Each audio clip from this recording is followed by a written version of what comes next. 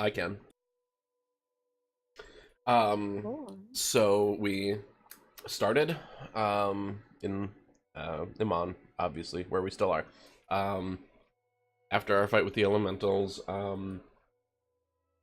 we went through our fallen friends' um, belongings, looking for, instructions or mail that they would have wanted sent off in circumstances like this. Also, like a fire res potions and, here and there things. We continued through the cave. I guess I'm calling it a cave. It's not exactly a cave, but we met Rowan. Or Talash. Tolesh. Okay. Yep. That's better. We met Tolesh. He was sent in through a summoning circle that was sort of like a one-way deal. We later discovered that Zarek, the person that we found down there, the headmaster who we were hoping to find and did find in either a magnificent mansion. I'd imagine a magnificent mansion, given his level, or maybe a Lehman's tiny hut, but I don't think so. No, it had to be a magnificent mansion because we couldn't feel it, right? Okay, anyway.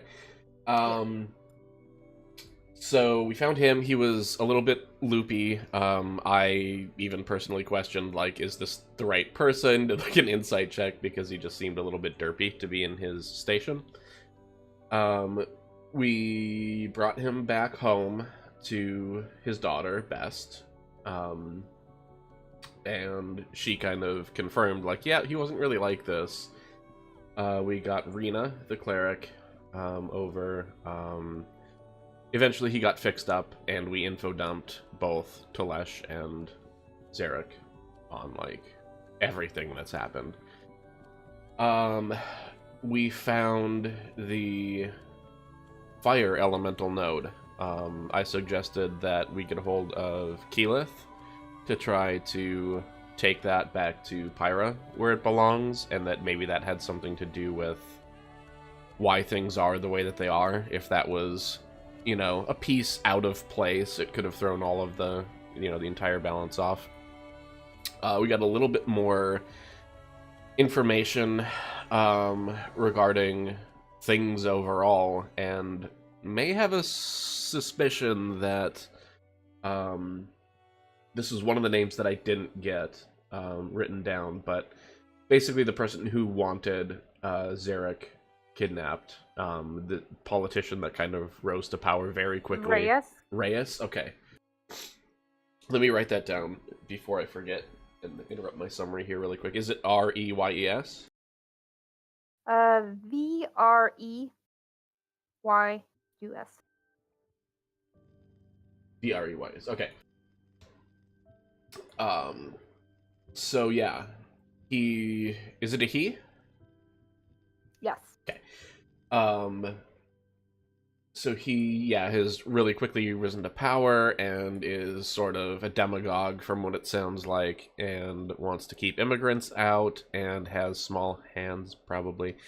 And he, nobody really knows where he came from. And also, pretty good chance that, well, I guess maybe not a pretty good chance, but we have a suspicion maybe that the Queen of Chaos may in fact be behind it, or may actually be this person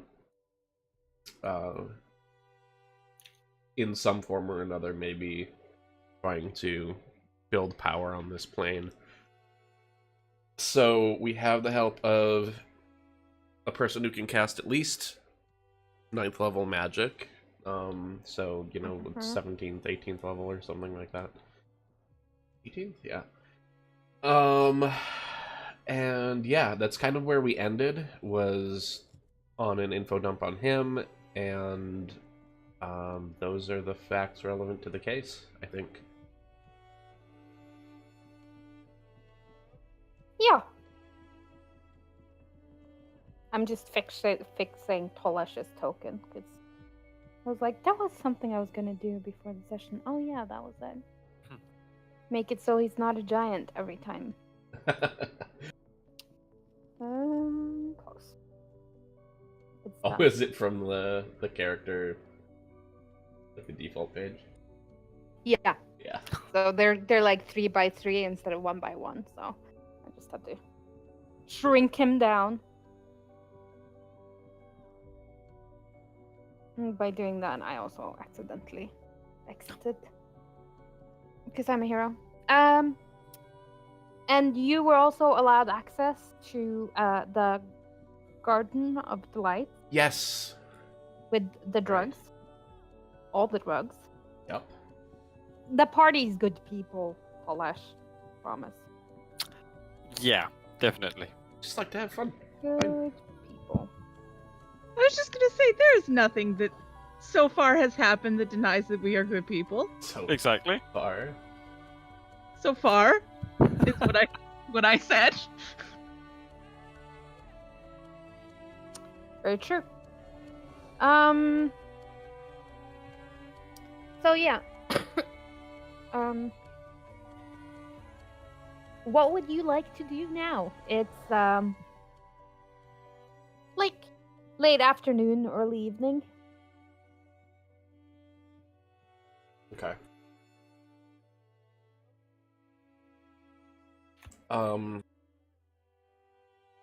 Okay, what was the plan with Keyleth? Somebody was going to contact her?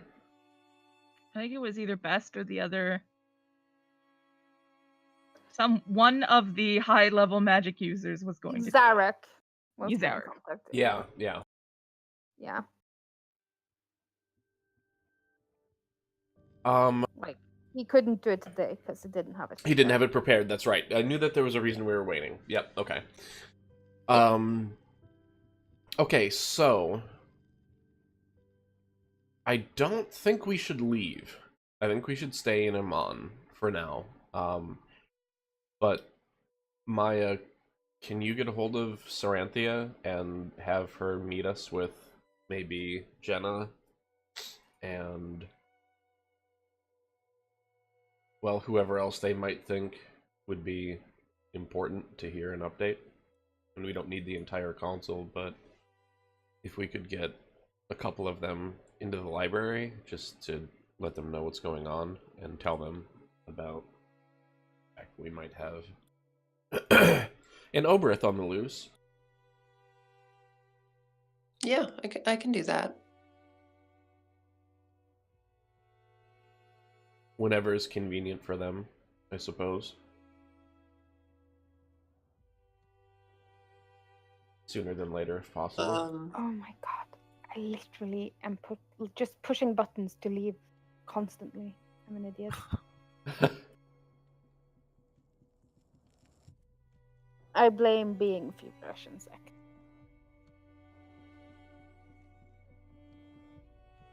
Okay, well, I'll scrawl a note on my communication pad to Saranthia, telling her to meet us in the library with at least Jenna. We have business to discuss, but then also I just want to hang out.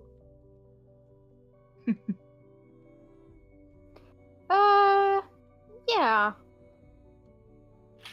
I don't think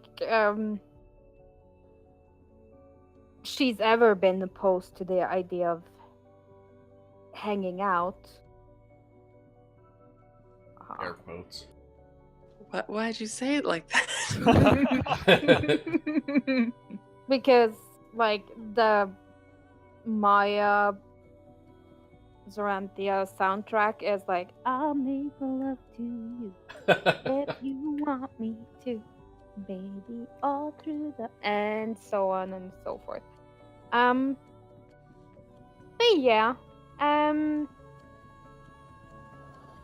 who would like the honors of showing Telesh the library? And also Riven, she hasn't been there either. Yep, yeah, that's true. Well, I volunteer you, Maya, for that, given that you have the stone. Come and with me, and you'll see. Where are we going? Don't know. Oh. a library. Oh, I like them. I'll. Anything special about this library? Nah. It's full of Normal. ghosts. No, I would say that It's what? constitutes as not normal at all. Ghosts. Why is it full of ghosts? you'll see. All right. So everyone gather around this crystal. What color was Maya's? I can't remember.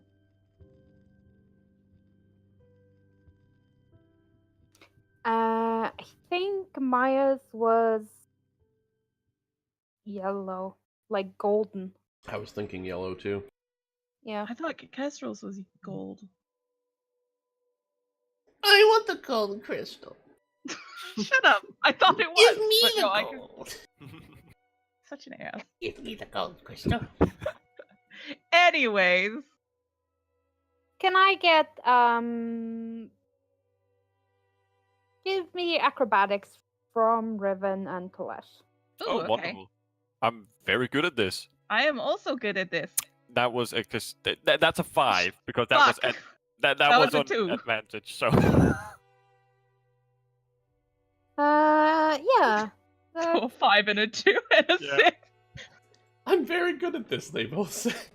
yeah, exactly. I mean you have to You jinx have to. it that somehow. Yeah. So, you both end up on your asses. Fortunately, you're on like a nice, thick, plump carpet. I mean, it's not. You don't feel cool, but you don't hurt yourself or anything.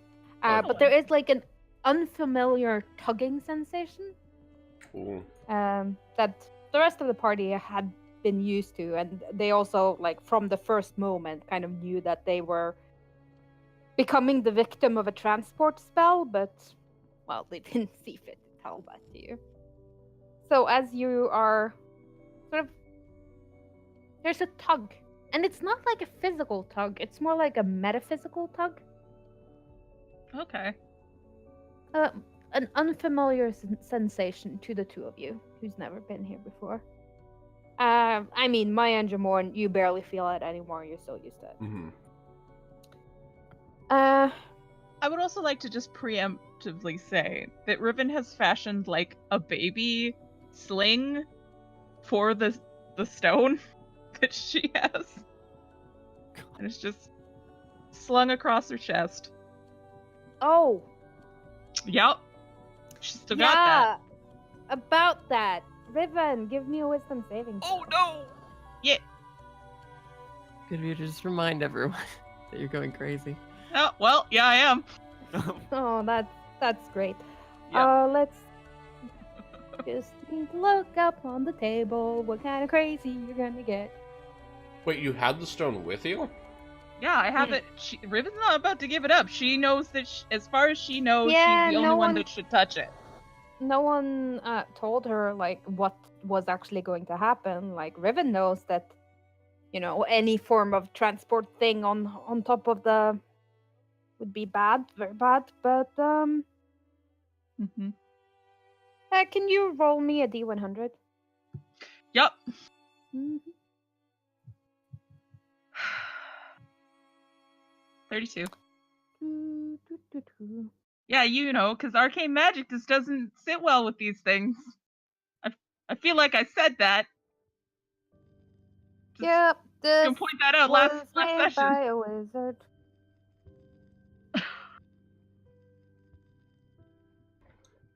Because I didn't realize you had it. Well, I that was what happened last session. Was that Riven took it? Can you roll me Oh God. D30? Sure. Mm-hmm.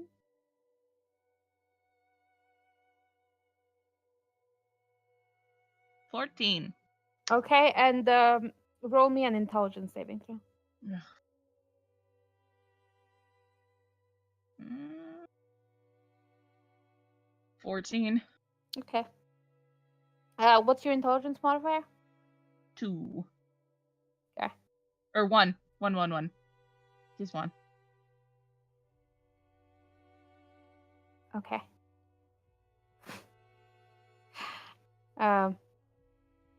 Yeah. Your intelligence is currently 5. You know, in my mind, I said, hey, you know what would be the worst thing that could happen if I got feeble-minded by this fucking stone? Yeah. So your intelligence is currently 5. You don't know quite how long this effect will last.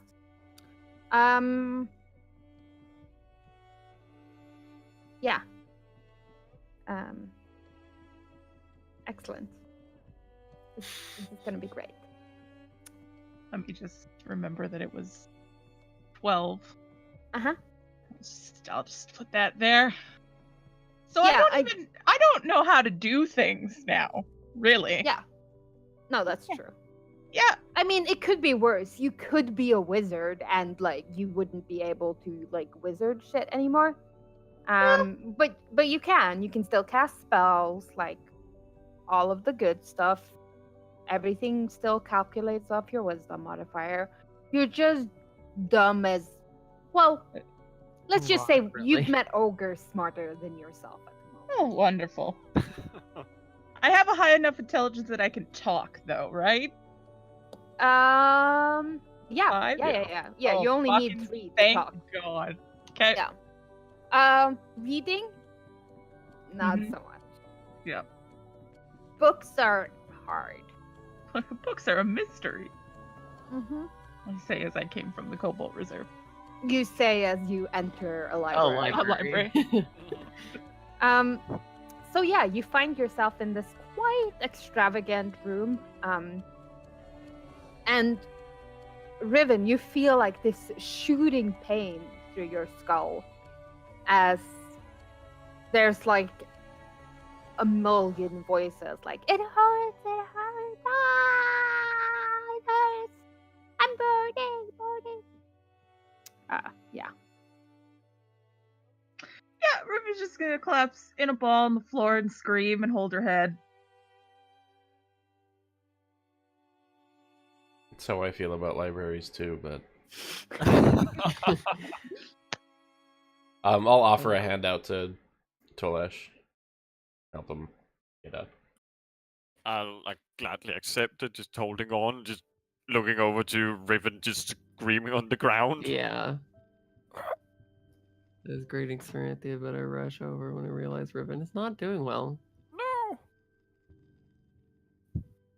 I mean, the pain fades pretty quickly, like within The 30 voices are seconds. something that I don't understand. I would assume if I don't understand books, I'm not gonna understand why all of a sudden 100 voices are talking to me. I mean, Or is that like a wisdom connected thing? well, I mean, you're stupid as fuck, but you don't have amnesia. Oh, Right. thank God. So Please you make know this what stop. happened. Like, and I feel like that's more of an insight thing. So like, you can figure out that Oh, thank God. they sort of lashed out from the bad touch. Yeah. And you also know that you can't leave it here. Nope. Because you can't leave shit here for longer than 8 hours. Oh, that means I have to go. Mm-hmm. Yeah, this is gonna be great, you guys. This was well thought out. Yep. It could have been worse. It could have dealt damage. Which is, well, the next time. I'll be Mhm. fine.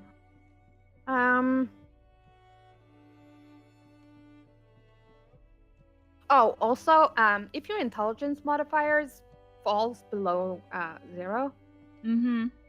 you die because you Yeah. can't remember how to breathe. Oh, I'm Yeah, aware. your brain just. I'm well aware. Okay.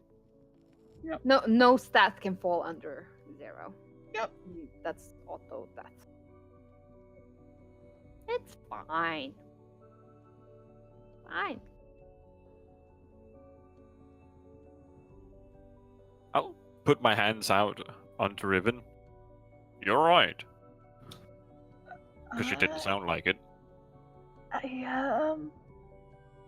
how did we get here? I would assume magic. Oh, well, you're here and you're not really here. You sort of stepped into the ethereal plane, and at the same time, you were transported here. Your physical bodies remain where you left them, only in the ethereal plane. This is more like a So wait a mental minute. It didn't actually go anywhere then. yeah, they crossed planes. Which Like is instead of arcane. teleporting, you plane shifted. Which is equal bad. Which is equal bad, yes. Yeah. Because Yeah. it was plane shift by a wizard, not by A druid. a druid. Yeah, and not to their plane. Yep. Like if you had plane shifted to the elemental plane of fire, you They- probably they would have would've been been like, okay. Woo! We're home, finally. It's been years. Century even. But you're in the ethereal plane, and they resist that. Yep. Because that's not their element. I'll just, when she's ready, help Riven up and potentially over to sit in a chair, one of these fancy chairs. Riven will accept the help and sit down, and then like immediately look at the stone and pout and just go, "You're not happy."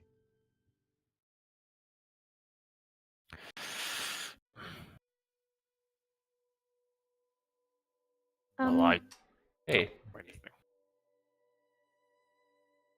So, Tolesh, these people will be familiar to you, Roan. But you do see Baroness Jenna Westmount, as well as Saranthia, who is Le Wizard, that serves the Rollo family and Whitestone. These people are strangers to you, so you do see like an elven woman with soft features for an elf. Like the elves that you've met have generally been like wood elves, rangers, archers, hunters. Like you haven't hung out with a lot of high elves and wizards and Right, because high elves don't really hang out. yeah, no, that's a valid point.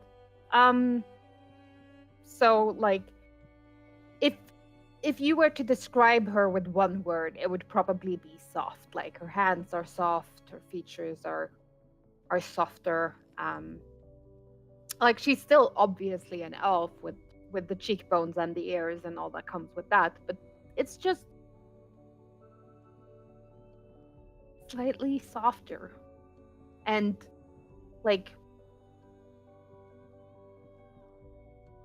with wood elves, it's often as if like there's like a tiny bit of like the forest would bend to give them cover and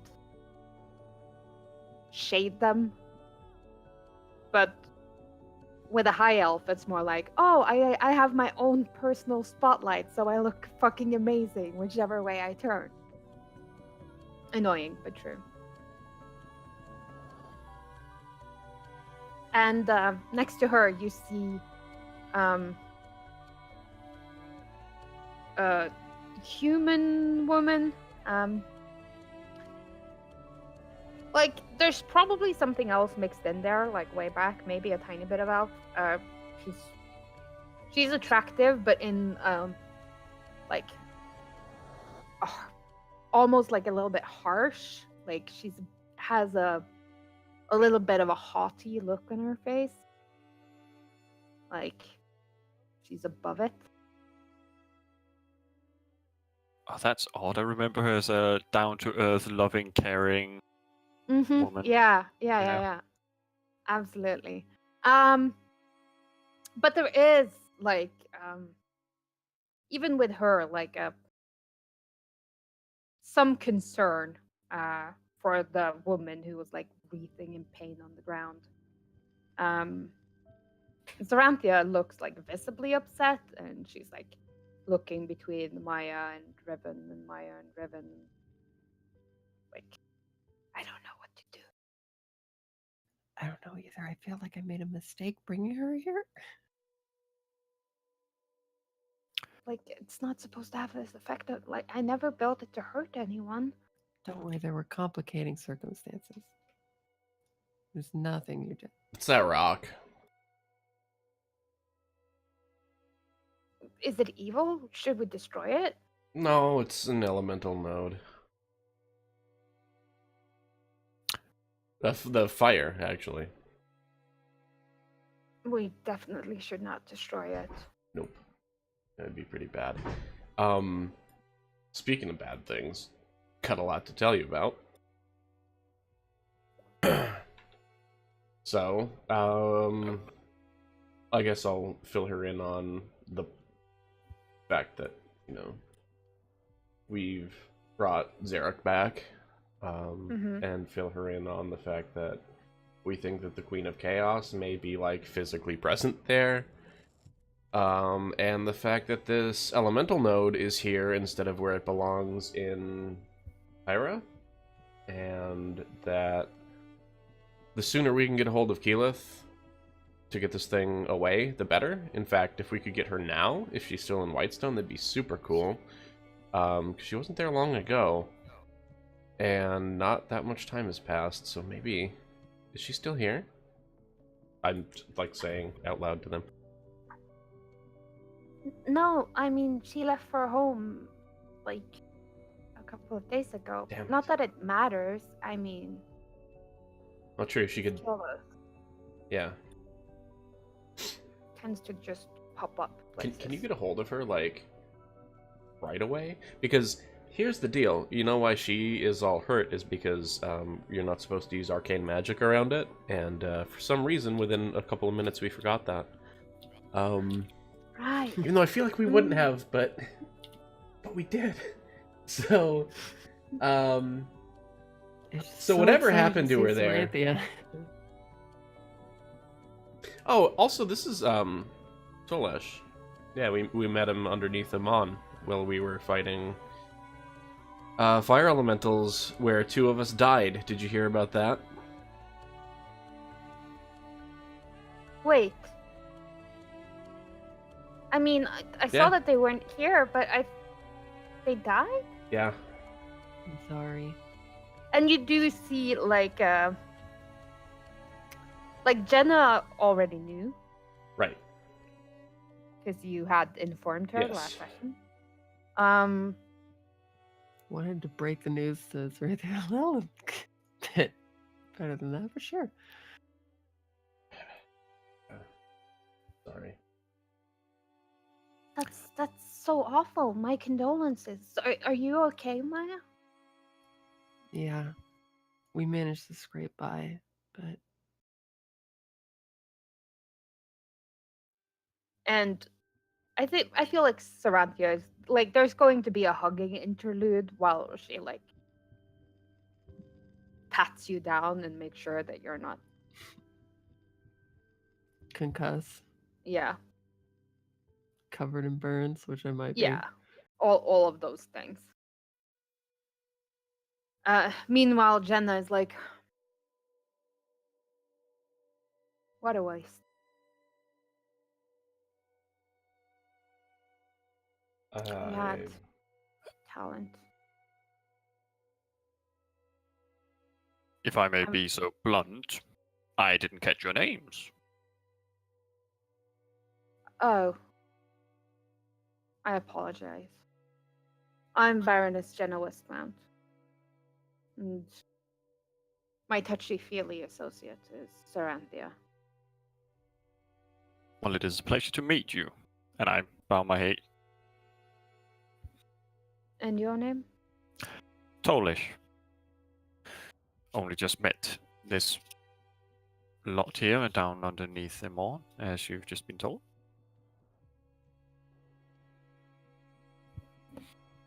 Wildmount? I look at her. And what makes you say that? Just a trace of an accent. It's very true. That is my birthplace. Interesting. No, not really. Her last name, Westmount, is like a name that you would recognize as being like hailing from like the Wildmount region.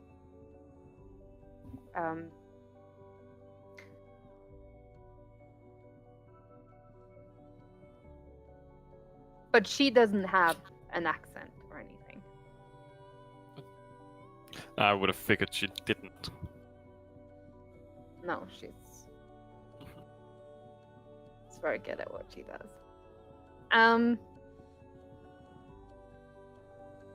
Well, you requested my presence. Is there anything you need?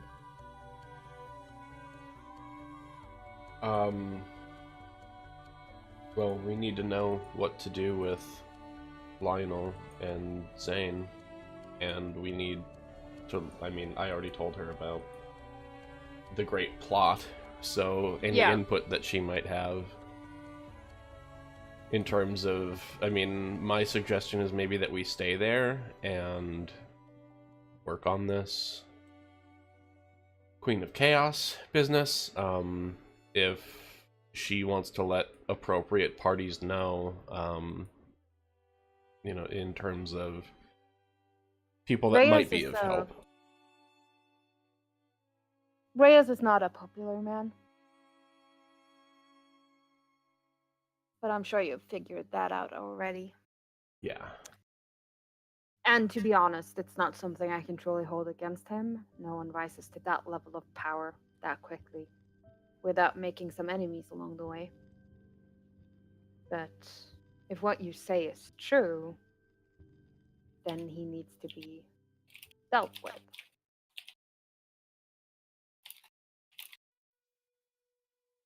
And there's like some pressure on the word dealt Yeah. that you recognize, Jamorn. Right. Like, she means permanently. Yeah.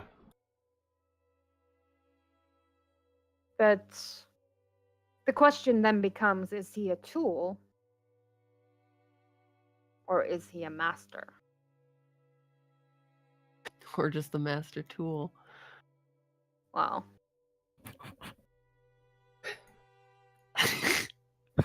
I'm sorry, I'm a bard. I can't help it.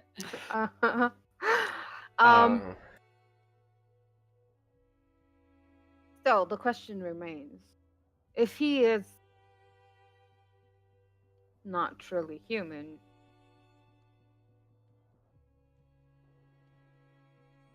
I feel like we can find out.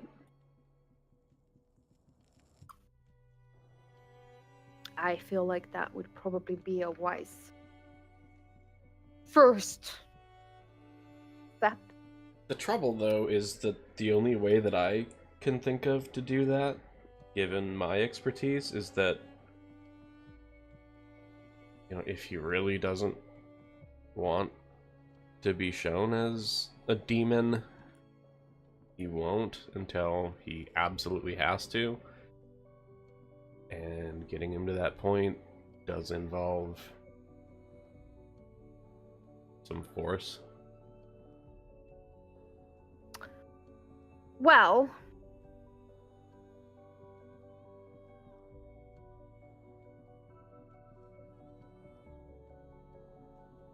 seems to me that what you truly need would be a paladin. Unfortunately, you're all out of those. Yep. If he is using magic to shield himself, breaking it might reveal the truth. However, it's not really something that we could keep secret from him if he is something other than human.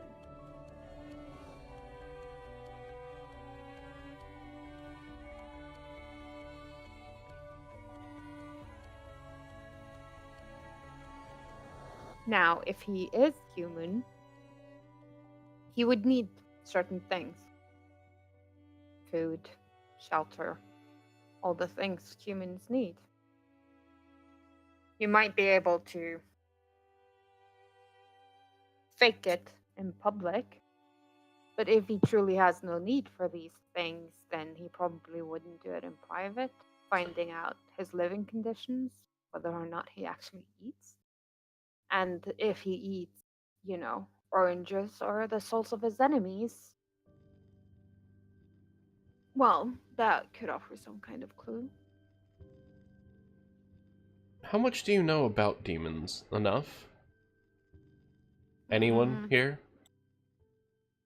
I know they exist. Thing. Is there anything that would not affect a demon?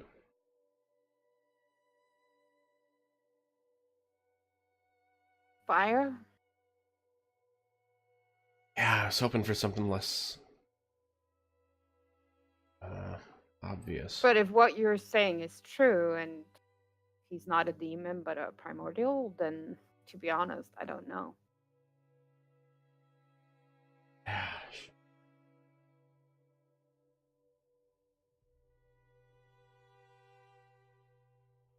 But Reyes does have a mansion.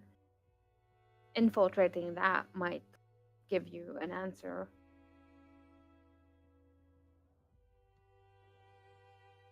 An option. Be a start. A better option than assaulting him. Yeah. That's probably true. You could also look into his past. I've tried, but well, most of my time is spent in Whitestone, and I haven't wanted to show my hand,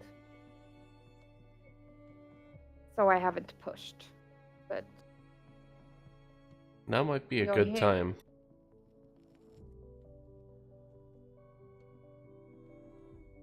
it's not that I disagree with you, but if what you're saying is true, and Reyes might be some kind of primordial beast evil, I'm not sure how well things would go for Whitestone if I was to publicly declare against them. I mean, if he truly is, then at a certain point, yes, we will be forced into that situation, but I would rather have my ducks in a row before that time. I would hate to do something rash.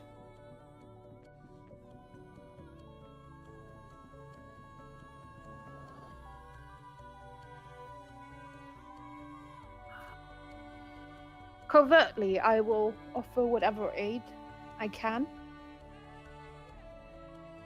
But you do understand that, as a public official, I simply cannot declare one way or another without proof. Proof I could bring to my fellow council members. Because if I am to declare against Reyes, well, his enemies tend not to live long, and I Yeah. very much prefer being alive. Ours don't either. Like I said, I will offer whatever aid I can, but until I have proof and the backing of the council, I cannot declare one way or another. Reyes has made other enemies, though. Like who? Well, now I have to go look at my notes. Besides most of the same people in Amon.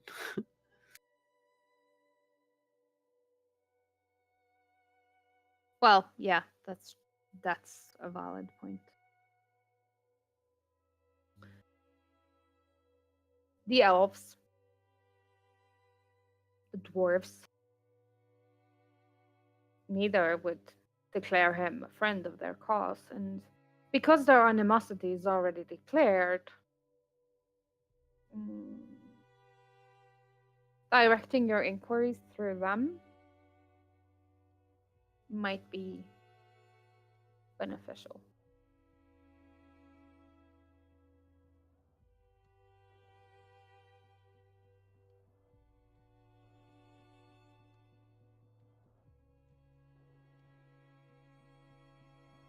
Certainly a path that is better than a lot of the others brought forth. From what I know about Reyes, he is originally, according to himself,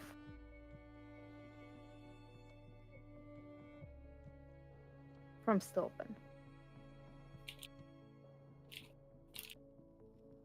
Which, being the hive of scum and villainy that it is, does not surprise me at all.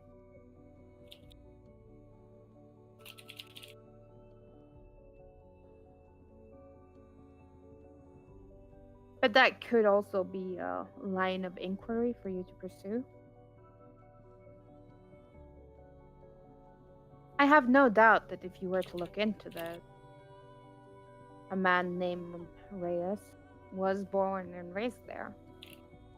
Finding someone who knew him might shed light upon whether or not they are the same person.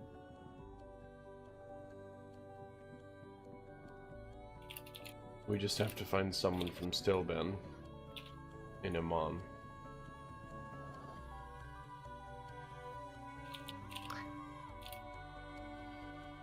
Or, I mean, you could go to Stilben and investigate if that's what you wanted. You think we have Stilben time? is. She raises an eyebrow and looks at Saranthia.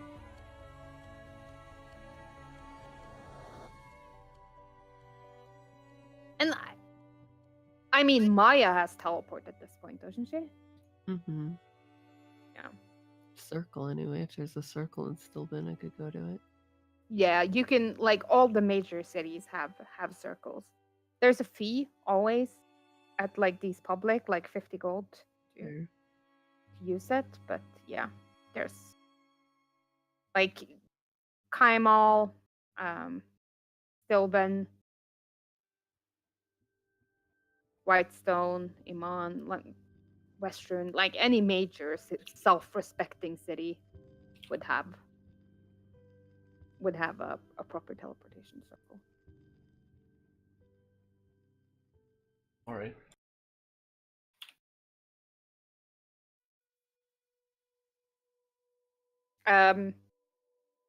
There are a couple of exceptions.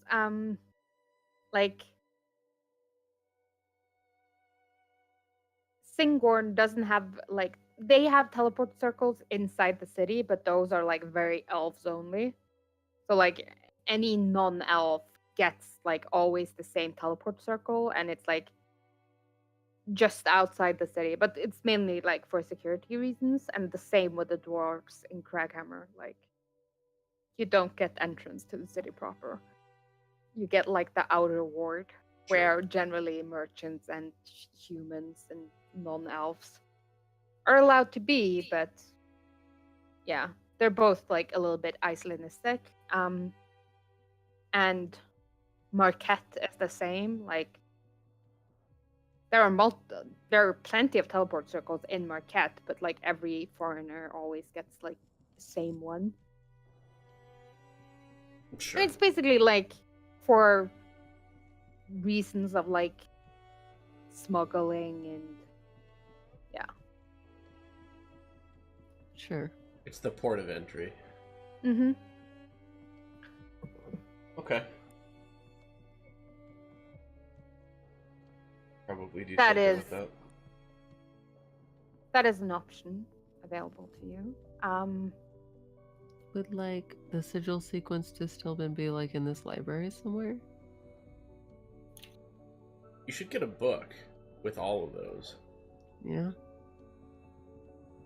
Yeah, I'm gonna say that like you grew up here, like you would know the major cities. So like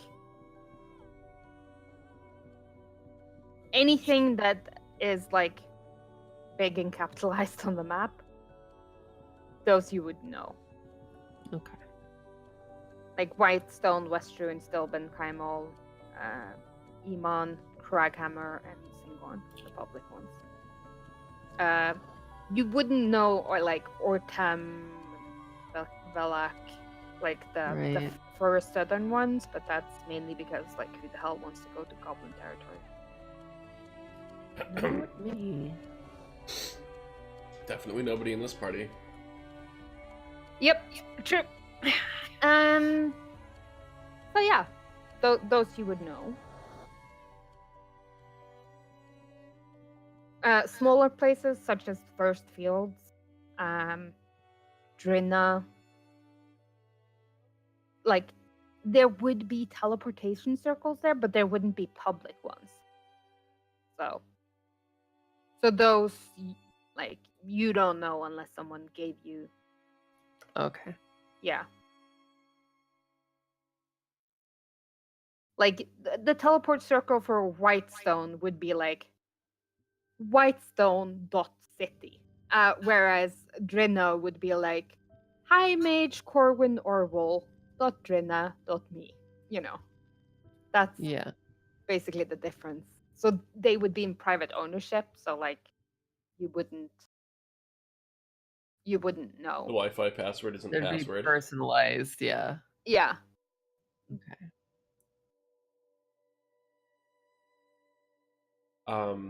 I'm just gonna turn around to Kalesh specifically. So I don't know what your plans are, or what they were when you came to Amon. And obviously you're not obligated to stick your neck out into any of this. Because I'm sure it's been a lot really quickly.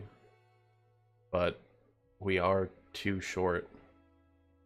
And we would welcome you. If you want to get involved in this. I think I speak for everyone, don't I? Look around at Maya and Riven. Yes. Riven drools on the rock. She's just drawing heart shapes on the fire node. And like whispering to it, it's gonna be okay. Everything's okay.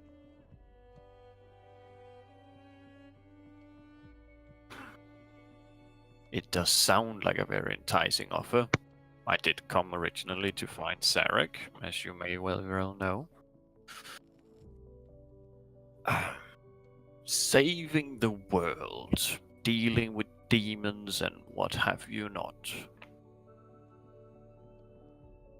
Seems like a good fight. Sounds like a good journey to go on. Sounds very interesting. I will think we'd welcome fresh eyes on this problem too. We've gotten too close to it all. Yeah. Well, fair enough. If you will have me, then I will gladly tag along. I'm glad to hear that. For better or worse, anyway. Yeah. It's a lot of both.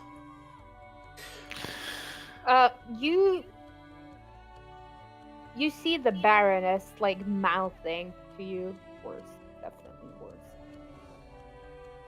I'm just gonna side-eye her real hard. She ain't lying.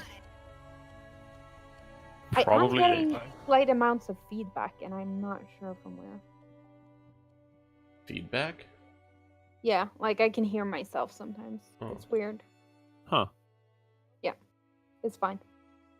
Just because, like, I'm not watching Discord because I have 46 windows open. Yeah. So, if any of you notice where the feedback is coming from, I will let you know. cool. Where was I? What was I looking at? Here we go.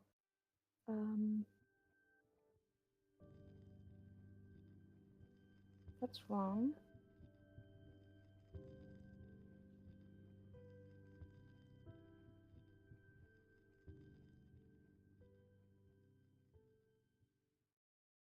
So maybe if you could get Keyleth here, I mean pronto. I don't want to send Riven back through this. Well, yes. I mean, sure. I mean, someone has to bring her here with the crystal. I don't have one. Unless you've got spares. No. I mean, I have mine. Well, that sounds perfect then. You could get her and bring her up. Oh, okay. I'll do that. Maybe let her know ahead of time, like, what's going on, and this thing reacts to arcane magic in a negative way, and maybe she'll think of some way that's better.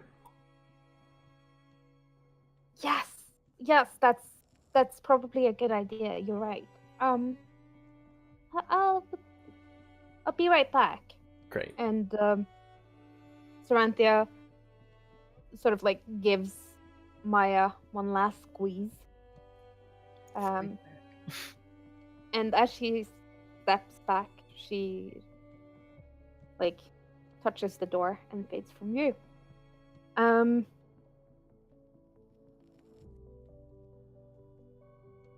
And you are all left in the library together. Yeah.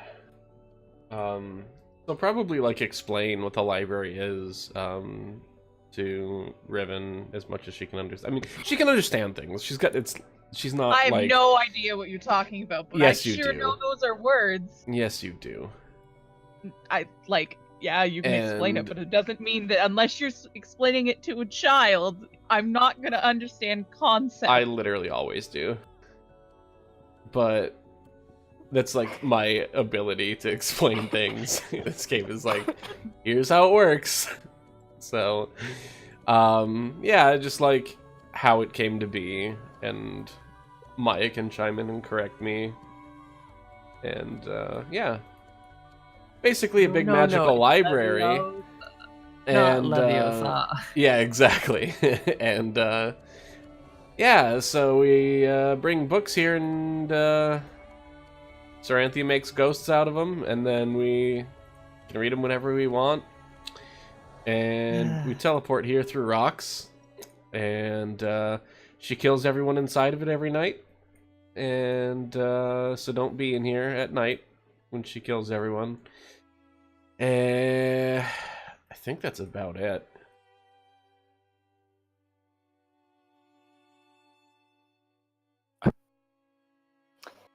It's not like she kills everyone. Like, it's basically the She library deletes will them. reset. Exactly. She deletes them from the existence that is Yeah. at that current time. Tell you what, buddy, where I come from, that's called killing them. Yeah.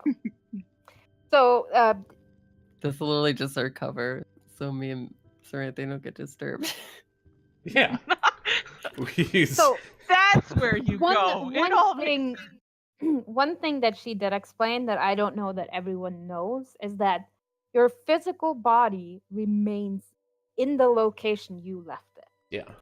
just only in the ethereal plane. yeah. However, it is worth knowing that shit in the ethereal plane, like some things can see into it Mm-hmm. and still fuck you up. Yeah. So liches, ghosts, undead things generally, demons. Like, this is Nice. not some place good that to you know. can Someone mark that hide. down. Demons know what the ethereal plane looks like. So this is generally this is not something that would replace Tiny Hut or Magnificent Mansion. When you are here, you are defenseless. Yep. Mm-hmm. So just to be more specific of why I'm fine with the wisdom save, just so you know, is because it took arcane magic to get me to the ethereal plane, even though I didn't move. That was my thing. Was we didn't actually go anywhere. I know, but that's so why would the rock have gone with you if you didn't move anywhere? No, but we went to the ethereal plane. Yeah, and everything that you Yeah. It's sort of a combination between plane shift and what I'm assuming is it's like a trigger where it's plane shift and then instantly teleport. Is how I'm assuming that works. Well, the crystal is the crystal is like a beacon. Yeah. So once you touch it and cross over, you always appear here instead of a random point on the. Mm-hmm. But it's teleporting you there. No, because your physical body is in the ethereal plane in the place that you left it, but it's like an illusion, but it's shared between you. So then it plane shifts. Yeah. Okay. It's high level magic. Just arcane plane shifting, not elemental. Very much of the arcane, seeing that she's a wizard. Yep. Need her to make a druid version of this. Get her a druid friend. No. She can make a druid friend. Well, yeah.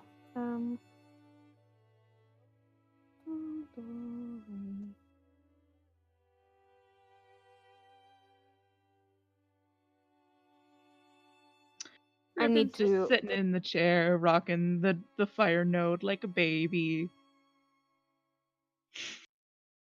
She was listening pretty intently, but can be honest, she was probably thinking about dogs. Mostly. Not actually what Jam was saying. Thinking about puppies. Rocking a node.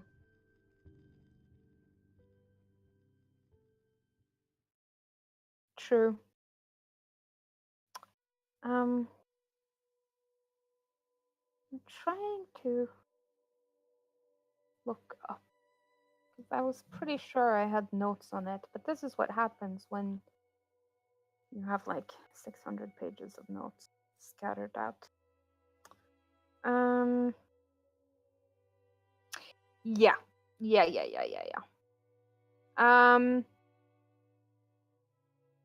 Polish. Yeah. There is a large temple to Horde, or the Stormlord, as he's commonly referred to here in Tal'Dorei. Here in Iman. All right.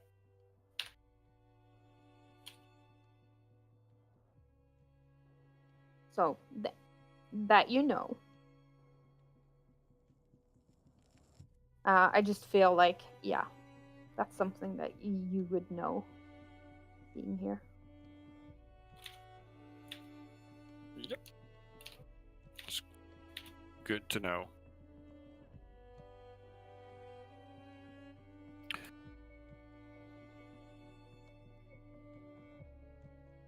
Well, while we are waiting for what was her name? Zerenthia's return? Mm-hmm. Since we are now going to be traveling together, may I ask a little bit more about, what is it you do? What can you do? Just so nothing goes wrong, since at this point it sounds like we're involved in something that could go wrong at any given moment. oh, I can do this. And then I'm gonna turn into a polar bear.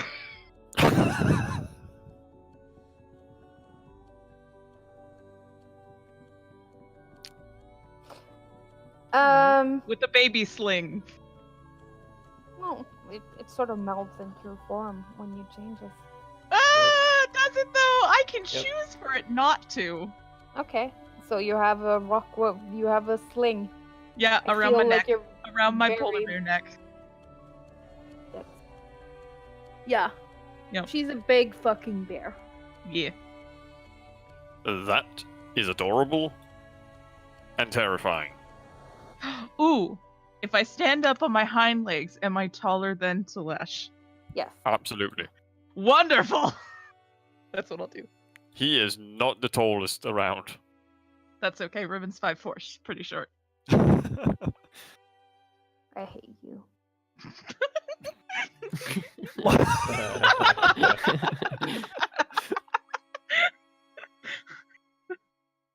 Love you, 'Cause Kristen! It's a running joke that I'm 5'2" in real life and therefore very, very short. You are pocket size. In my world, you are. Well, I'm always like 5'2" because that's like my actual height. So that way I know how tall things are Yep. in comparison to me. Where did I put the polar bear? Here we are. Polar bear should, I think, is on my list. Yeah, there I am. I'm giant. Yeah, I'll just go over in the corner. Oh, I'm gone. I'm a bear Yeah, now. you moved yourself. Yeah. I'm a bear now.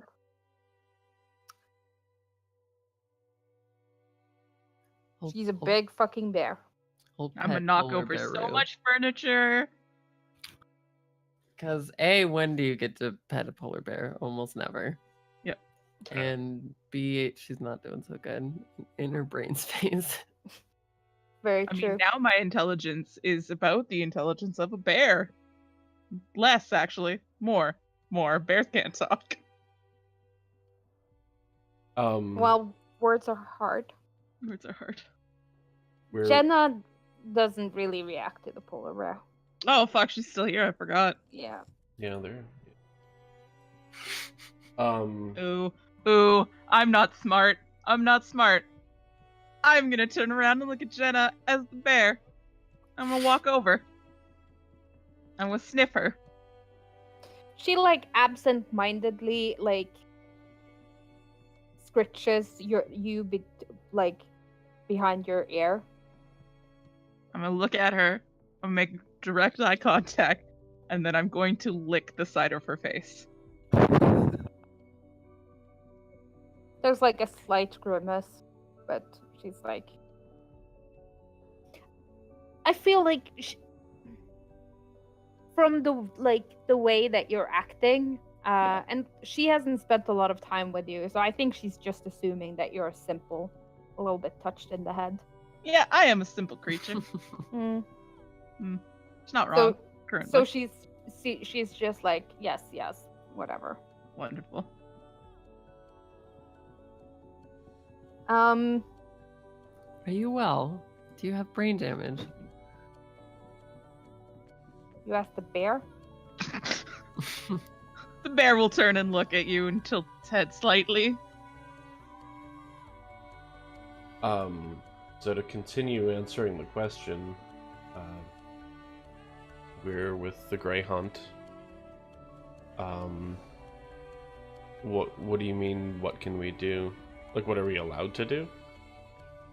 No, more in the ways of what are your capabilities? What are our capabilities?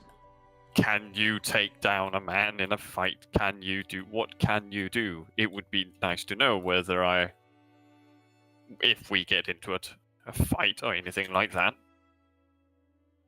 Yeah. That's kind of what I do. Taking down and in fights. Like, that's mostly what I do.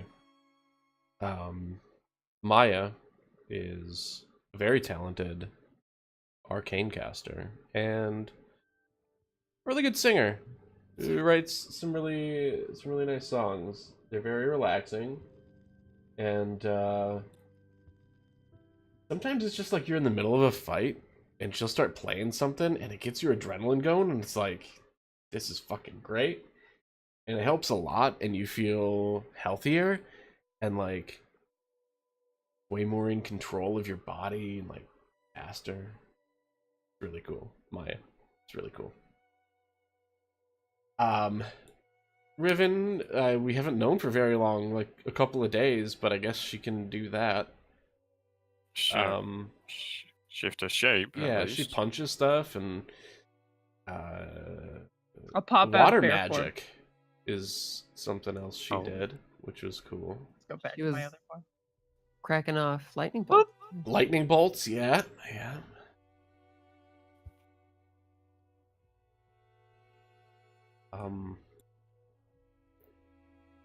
I have a little bit of magic that I've been working on, but it's kind of not a big deal.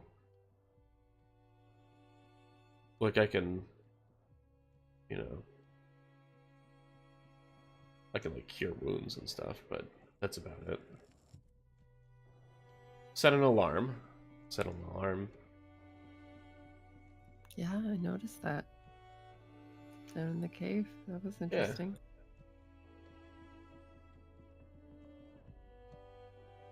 Yeah, what Fair about you? enough. Well, I have no affinity with magic whatsoever. I am, as you see, very good just in a brawl generally. I'm good at hitting things very hard. I am a follower of Cord as well. And don't know how much more there is to say. I can at least handle myself. Good. So just put me in front, and I think things will work out splendidly from that point onwards. That'll be nice.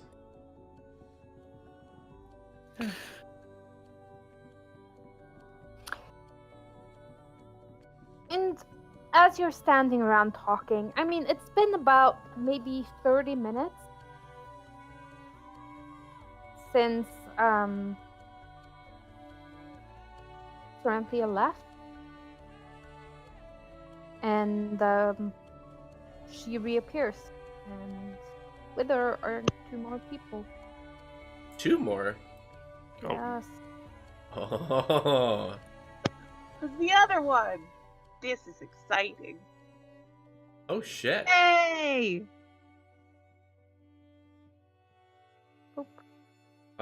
Yeah, Oh. I'll jog over and hug both. These are my So- ladies. Tolesh, in front of you, you see, I don't know, like, how familiar would you be with Keyleth? Like, would you recognize her on sight? I would probably say no, Yeah. given the path I've walked. Yeah, so you see, like, a red-headed druid. She's obviously a druid with, like, fucking ferns and branches in her hair, like a cliche of druidness. But she has, like, this strange elegance about her. Like she knows who she is. I mean, it only took her like 100 years to figure that shit out. And when she appears, there's also like a familiar with her. I mean, you're not that familiar with druids, but you know that they have like animal companions sometimes, and hers is a raven. You also see a human woman, brunette, and she's like pretty, but like in an obvious way. Like it's very much in your face. Give me an insight. Inside. Oh yes. I'm super inside. Yeah, yeah. No, she seems like a sweet girl, really. She seems like a drop. A sweet girl, you know. Yeah, she seems great, and she does like. There's obvious familiarity between her and Jamorn because, like, pretty much the second she appears, she sort of jumps him. Not like in like a sexual way, No, but no. like physically jumps up and like he catches her and like yeah. She's also visibly pregnant.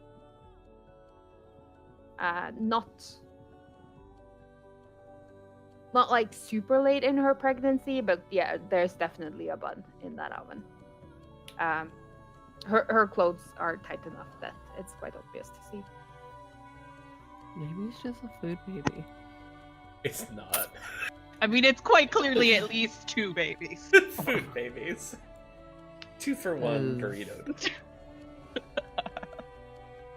a lot of babies. It's a lot of babies. It's more than necessary.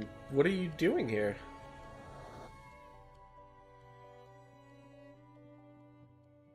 Well, Saranthia said that she was going to see you, and I told her to bring me. Yeah. And she gives you kind of like a dull look, like, yeah. Obviously. Like, why Yeah. wouldn't I come? Right. It's, yeah. Aw. I'm glad you're here. Been kind of a shitty day. Well, I'm sure I can think of ways to make it better. Yeah, I have to focus though. A lot.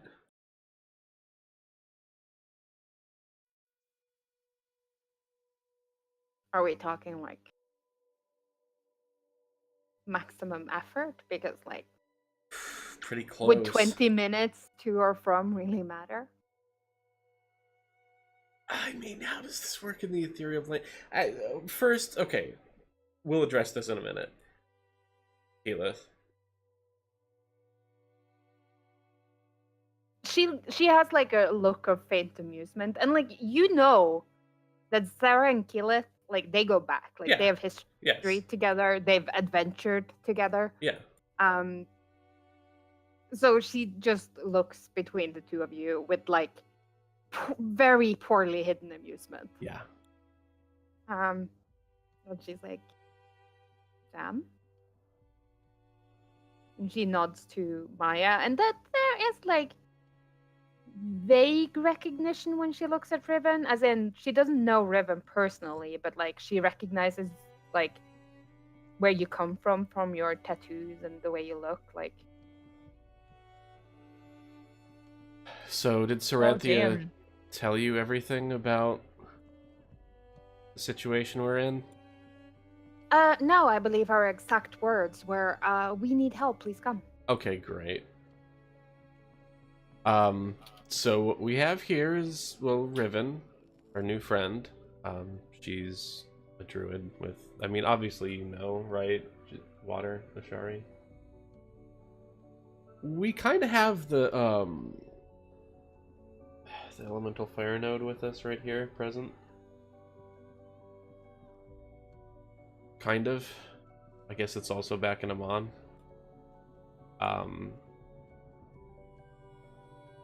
Yeah, it got teleported here with arcane magic, and that kind of messed up her brain.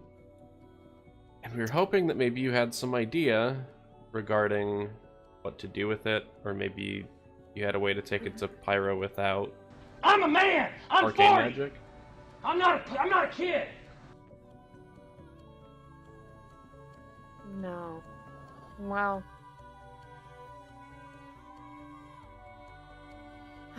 I can see her. feel her, but she's not really here. I'm gonna need to actually examine her, where she is. But I mean, it shouldn't be too much of a problem. Some kind of variant of plane shifting. And there's like a lot of words that neither one of you understand. As she and Saranthia starts talking about like the mechanics of magic. Right. And after a while, she's like, well, let me see what.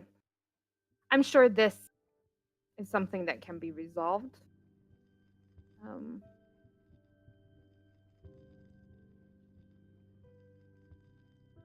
Don't want to separate her from it.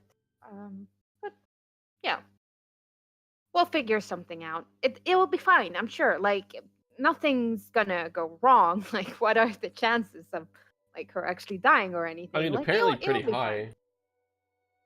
fine. Well, you shouldn't focus on the negative. You're right. It'll be fine. I mean, this is the woman that accidentally grew a super womb, so like. Yep. And killed herself by turning into a goldfish. That's true. So, you know. She doesn't always think things through, but you get the sense that like she has a plan.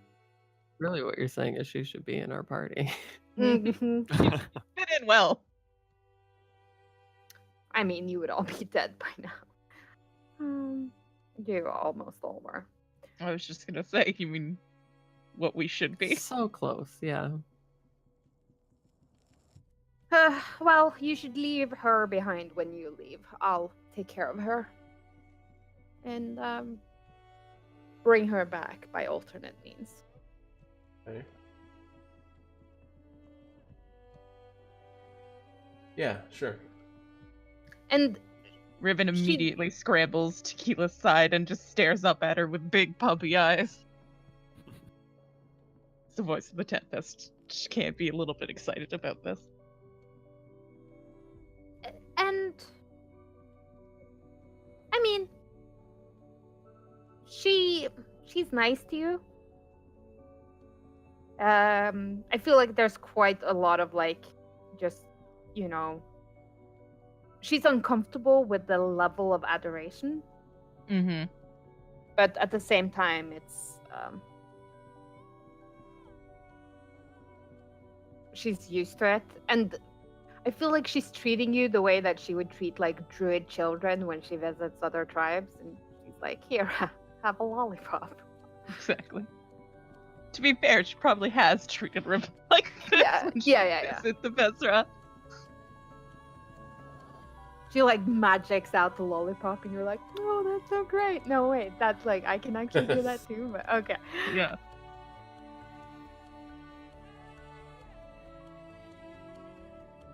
And as you're doing that, and I feel like Jenna and include Saranthia, and to a degree also Keyleth in the conversation about like, what do we know about primordials? Yeah. Do we have any sources in Stilben? I mean, it's a hive of scum and villainy, so like, and So we Jenna gotta does. know someone. I feel like I would know Yeah. people there. Yeah. But like, there is a dinner in Stilben like every other year, and it's basically like where everyone in your line of work meets up, drinks, remembers the people who have died over the past 2 years, and then you move on. Yeah. And then two years later, like we've spoken about this before, like Yes. the memorial dinner. Yep. So like that tends to be in Stilben, because like there's a lot of bounties in Stilben, so like Yeah. half the people invited are going to be around that area. And And Zara does also pipe up, like, well, you know, I might know a couple of people. Just import-export assistance. Anyone And- worth talking to regarding this? Well, there's Lena. She's probably the one. If there's dirt, Lena would know about it. She is something of an information broker. And the name is like familiar to you. You know Lena. She is a tiefling, female. And she's definitely like an information broker. Like if you got the cash, she will have information. Okay. Always.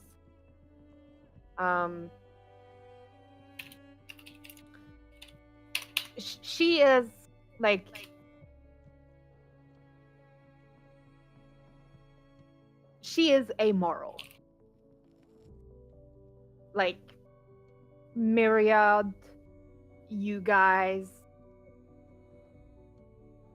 She works for the highest bidder. Okay. She's fair. Like, if you paid her to do a thing, she's not gonna like turn around and sell it to your enemy. Like, once you've agreed on a price and made a deal, the deal is done. But she is not the kind of person who will be like, oh no, you work for bad guys? I can't work for bad guys. She's like, do you have the money? Right. Cool. And there have been times when I feel like you've gone against her and like she's like, yes, I sold them that information. And you're like, cool, can you tell me the information? And she's like, that's not how this works. The information has been sold. It's done. It's over. And yeah, you cannot budge her. Like she'll never double cross you, but if she's already made a deal with someone else, then there's like she knows enough that if people didn't know that they could trust her, they would want her dead. So she never goes back. Like once she's made a deal, the deal is fucking done. She never backstabs or betrays because yeah, that would ruin her reputation and pretty much ensure her death.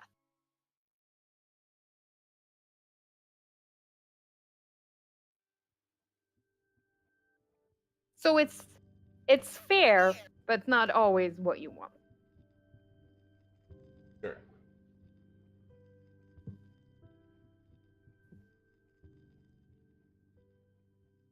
Yeah. All right.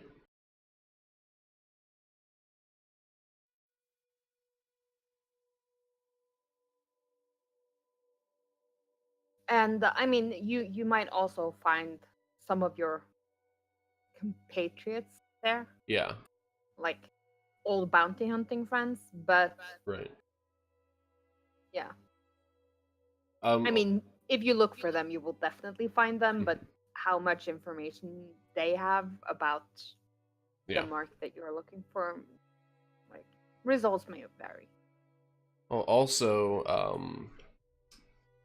let Keyleth know that like I'll try and like fill her in a little bit on what happened in Amon just now, and like maybe not a bad idea to like pay some extra attention to the other elemental nodes. Like if somebody's trying to fuck with all of them, like not that you don't, but maybe like take extra care. You know, Well, there the may be an Fire Note- active threat against them now. The Fire Note has been missing for 100 years. So it wasn't like we didn't know it was missing, but we didn't exactly advertise it was missing for the fear that someone might use the imbalance to their own ends. Seems like they already have. But yes, the Ashari does keep an eye on the elemental nodes. It is our duty. Of course, those are only the nodes that we know about. Yeah. There are the elemental nodes. Those are tied to us. In their very being. There are others.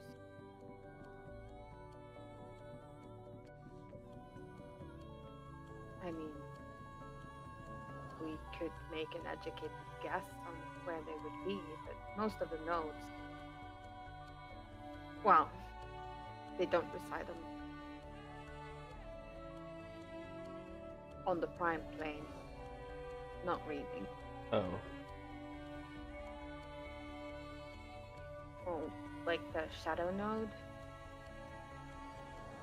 it resides in the Shadowfell. I mean, you can find how. If you were to find its physical location, you would probably be able to cross over. It's powerful. Like with most nodes, if they're in their place of power, the veil between the worlds is thinner there. If you were to go to the elemental stone of water, just by being there, you would be able to cross over to the elemental plane of water without use of a spell. So they tend to exist in all dimension at the same time.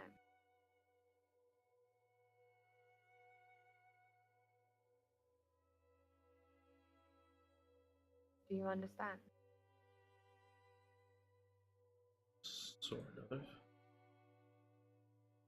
Yeah. The elemental stone of fire belongs on the elemental plane of fire. It was taken from there, and that has led to an imbalance when it was placed here.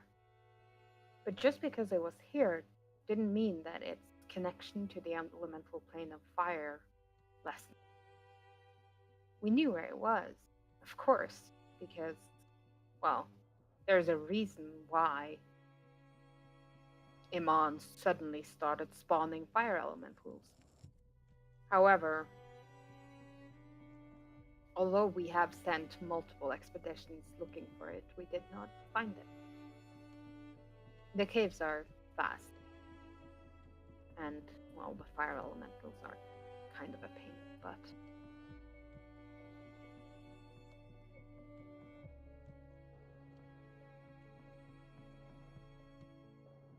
The elemental stones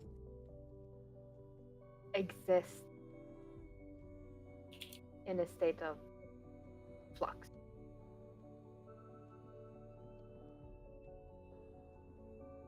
They are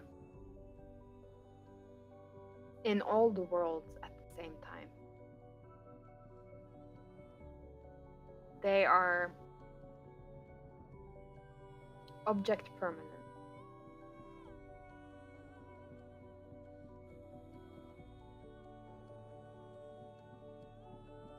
There is a elemental node of fire in all the worlds, and it's always the same node. However, it having been moved from its true realm has caused it to destabilize across all the realms, not just us. Sense.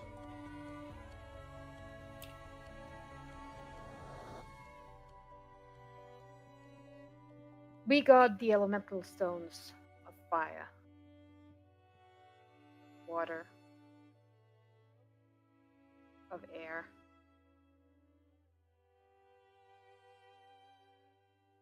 the last one? They have 4. Earth?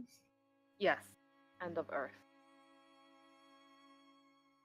The stones of shadow, light,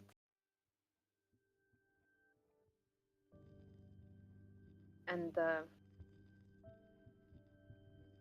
no. There is so much. Is this the one? Okay.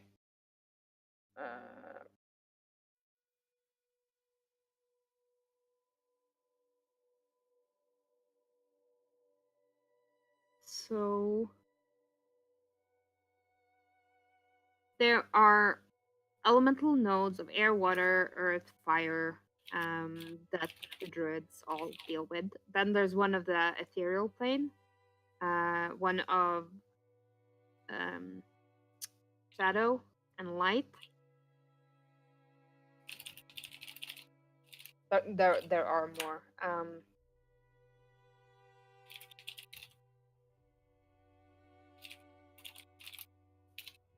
And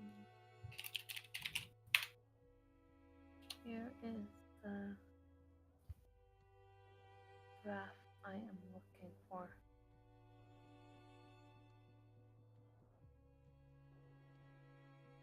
This one. Nope.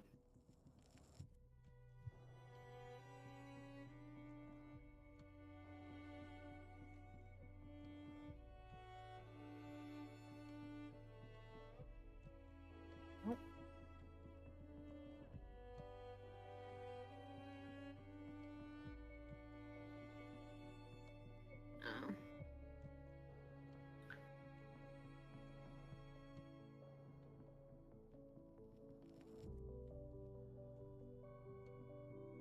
Okay, so there is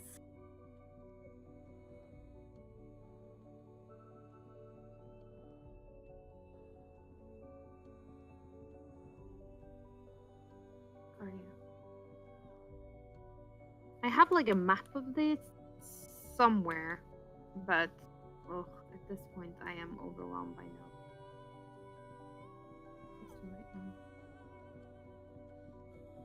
Okay, so yes, this is the right one.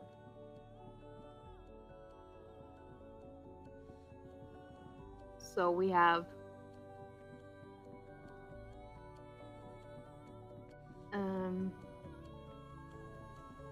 lightning, magma, mineral ooze, steam, smoke, vacuum,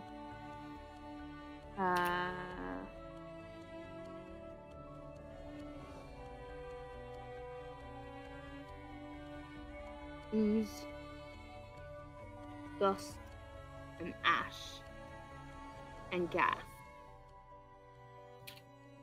But the And then ash is there's These are all like nodes. Yeah, and then there's like the positive and the negative one. Okay, can you go through? Can you go through one more time? Lightning Okay. to start. I got most of them, but I don't think I got them all. Lightning, radiance, smoke, Yeah. magma, mineral ooze,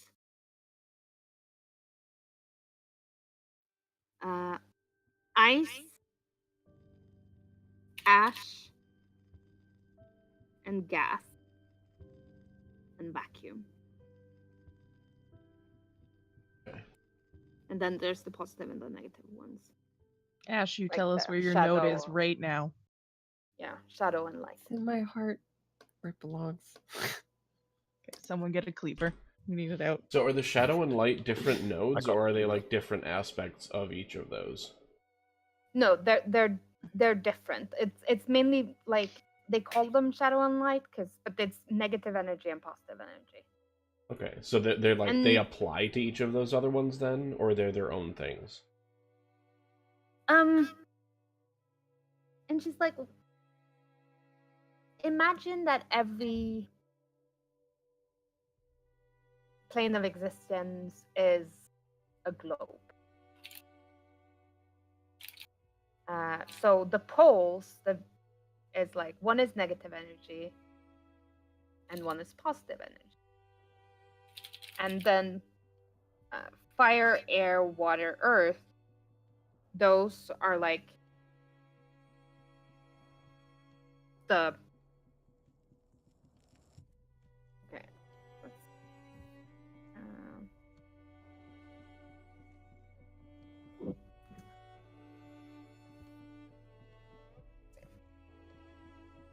I'm just gonna make it a handout.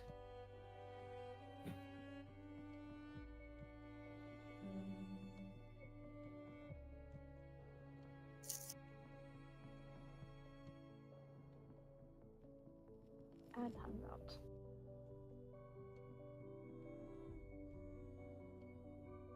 Edit. Should be pictures.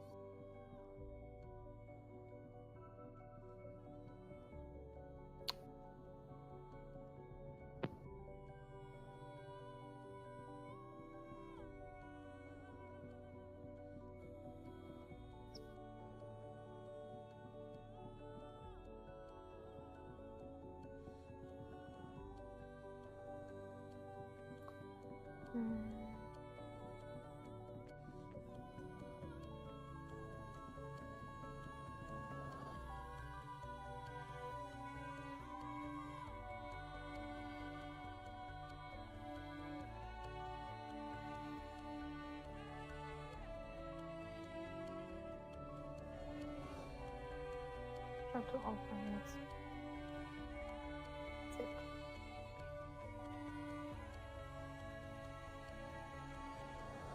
There you go. Okay.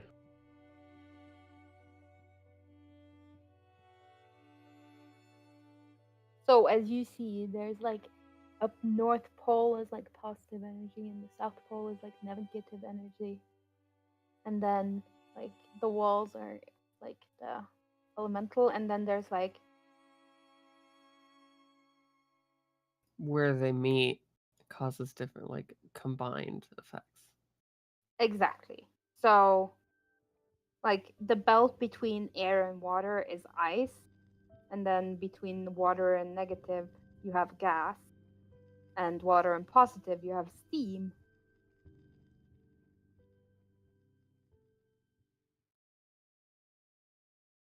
So yeah, Okay. Sure. this is D&D lore, you guys. I didn't make this shit up. Someone did, though. Yeah, very Gygax. Like that guy was high. Yeah. Yeah, like 24/7. So, okay. So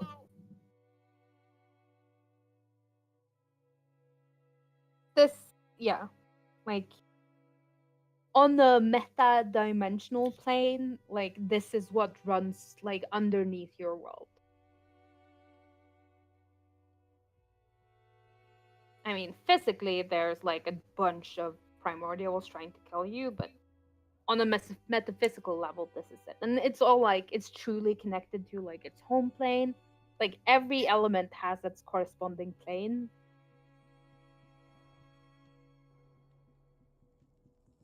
So, and that is where like the node of that would truly reside, unless, you know, it was actually physically moved, as in what happened with the fire node. But like when you found the water node,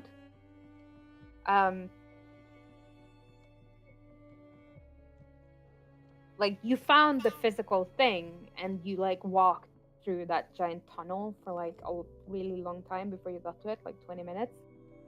And what she's saying is, yeah, you totally did, but you were like crossing over into another elemental plane because like the walls between the worlds are weak around the element. So you can literally walk between planes there. Right, yeah. I see. And then shit gets weird, like you found out with like that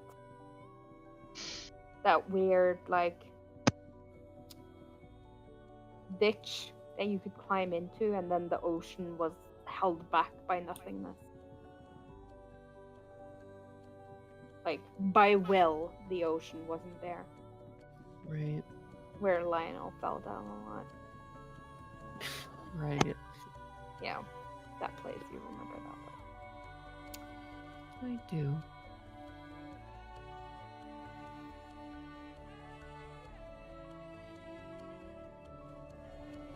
And I feel like this is a good time to take our break. I have infodumped a lot, Yeah. and I need to have something to drink. And so let's take 10 minutes Okay. and meet back.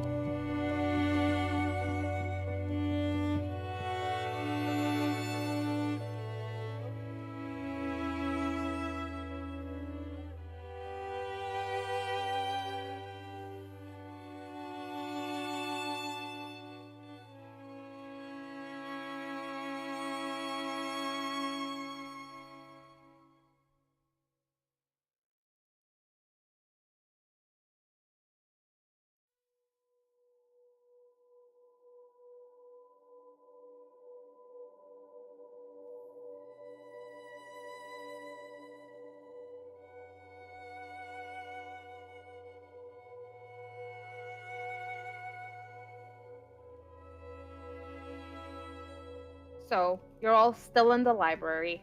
What would you like to do?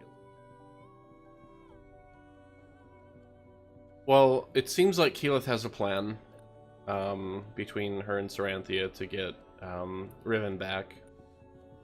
Mhm. Unless anyone has something else to do here, I mean, most of this was just to inform you, Jenna, and Yeah. Saranthia about what was going on, and I think we have a lead in Stillben, and I think maybe we can check back in with Zarek, let him know what our plan is, and he can prepare himself.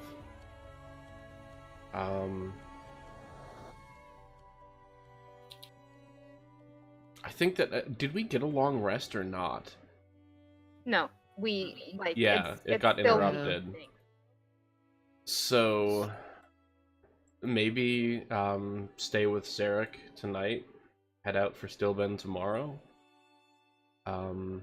Rest up, recover. We need to figure out what to do with Zane and Lionel. I don't want to leave them unattended. Well, I have left word with Zane's sisters. Okay. So they should claim his body. The Baroness is making arrangements. The other Baroness. And as for Lionel? She's making arrangements for him. Oh, for him. Okay. You know, like, she is from Wildmount, and she is also, like, she knows his family. Right. Because Lionel bragged about it. So just leave them there, Derek? Well, I would assume his sisters would be by pretty shortly. One of them is in Iman already. They've been reposed as well, so. Okay. As for Lionel, as soon as we have arrangements ready for his transport, we will be by to pick him up. All right.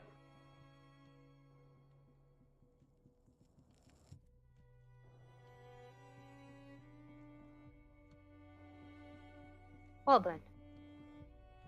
And Keyleth is like, yeah, okay, great. I'm just, me and Riven, we're just gonna... And she touches Riven, and the two of them sort of vanish from view. Good luck.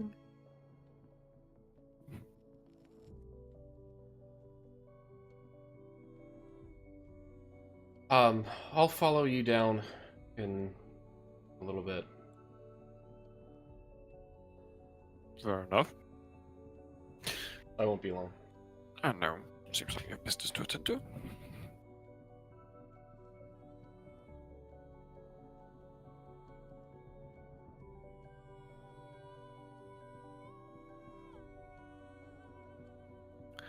And we all awkwardly stare.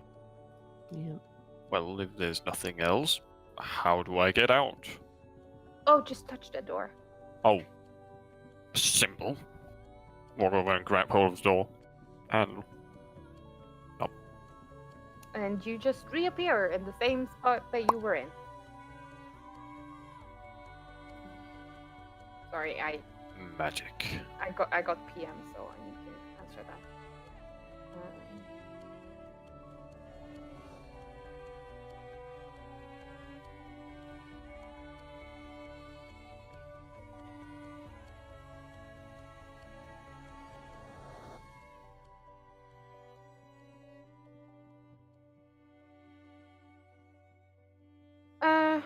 Yeah. So Riven and Killith are gone. Jenna and Saranthia leaves. So really just goes, huh? Well, okay. Well, You get the sense that Jenna's not the most patient person in the world. Sure. Yeah. Um, I'll leave too then. I mean, there is definitely like some words and like be safe and write to me. Yeah. All of those things. And meanwhile, like the Baroness is like tapping her foot. Text me. I'll call you. Yeah, yeah, exactly.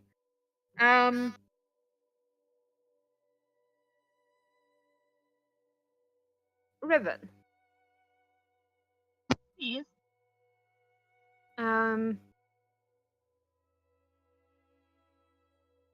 As Keyleth touches you and you start walking, and it is like you're walking, and the room fades away, and you are in the ethereal plane. Like as soon as you like take a step, you look around and you are like quite obviously in the same place that you left, i.e. the garden, but you're not in the prime material plane. You're in the ethereal plane. So everything is like wispy and pale and like washed out and dreamlike. Okay.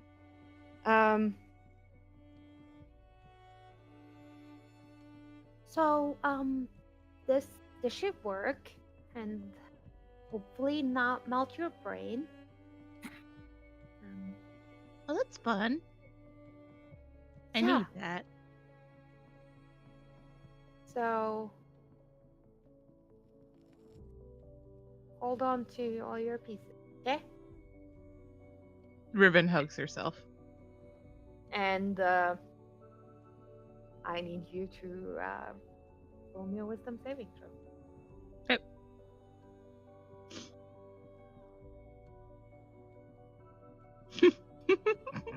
$11. I'm so fucking good. Roll me a D100 and a D30. Hey, you remember how good I am at rolling the same number on a D100? Mm-hmm. Let's do it. I've done it twice. Yeah.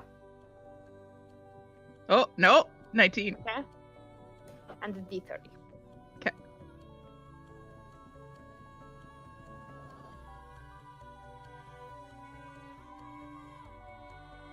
$12.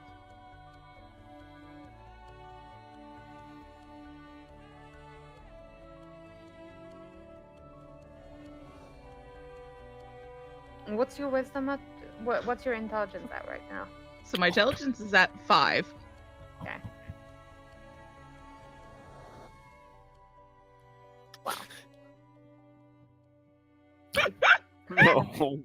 It could have been worse. I don't really see how. Are we doing one? What? Your intelligence is reduced to -2. Oh. No. I died.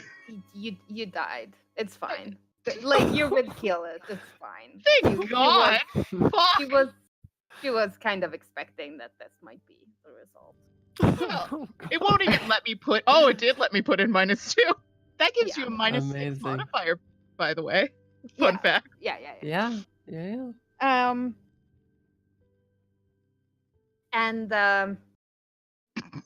I mean, no So one I just sees pop back in and Keyleth- die. Yeah, no, like no one sees Keyleth go. Well, poop, but she does. Look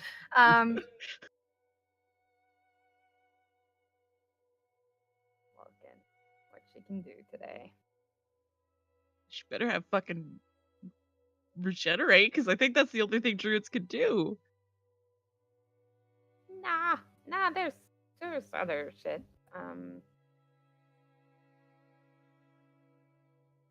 She should know anytime she's interacting with us, she needs like true resurrection. Yeah, exactly. Yeah. Yeah. She is going to double whammy you. Oh, fun. So you wake up like you guys Riven is gone for 6 hours. Okay. Oh, okay. Riven, when you wake up, Mhm. you feel fine. Your intelligence is restored. Oh, thank God. Yeah, no, she has greater restoration. Go like that. Bless. And you're not dead. Ooh. She does look slightly sheepish, though. Like, I really thought this would be better. I mean, the DC was so much lower, but apparently you can't roll saving throws. You're in the elemental. When you wake up, you're in the elemental plane of fire. Oh, Yeah. I'm uncomfortable immediately. Yeah. That's fine. And there's like a 3-hour interlude of you guys walking through the elemental plane of fire with like the stone, Oh, that's fun. the node, bringing it back to where it belongs. Yay. And you do see like a couple of terrifying monsters. Some of them are familiar, like fire elementals, and you also see like Ifrit and other like fire things. And they see you. I mean, a couple of them try to taunt, but generally, like, Not today. yeah, Keyleth will shut that shit down pretty quickly. And also, like, a lot of things gives you, like, most things actually seem happy that you're here. Oh, that's good. Because, like, most things here recognize that the elemental node has been missing and that you are bringing it back. Like, there's a couple of stupid things that are like, you have elemental node, I want it back. But most things just leave you alone. That's good. Nobody's out there saying make the fire elemental plane great again. No. And it takes, yeah, like after about 3 hours, you reach its nesting ground. Why is a Tyrannosaurus Rex typing in chat? Not a T-Rex. So, as you bring it back, it's, how to put this? This is not your element, but even you can like sense the rightness and what you're doing. Yes. To the point where like it moves you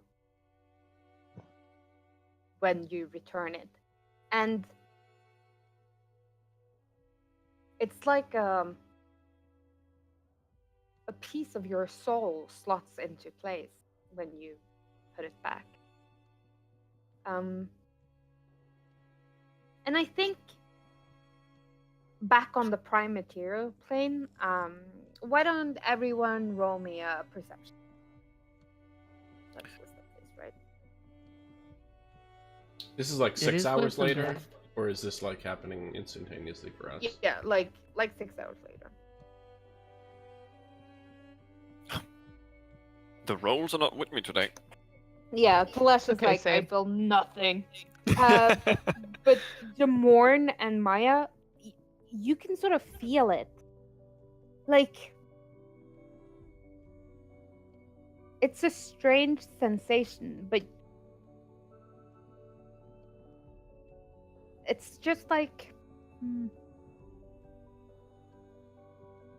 all your life you've had like this faintest sense of vertigo,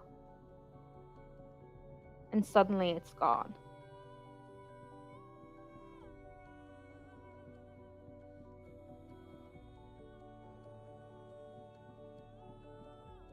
And you definitely get the sense that most, especially magic users,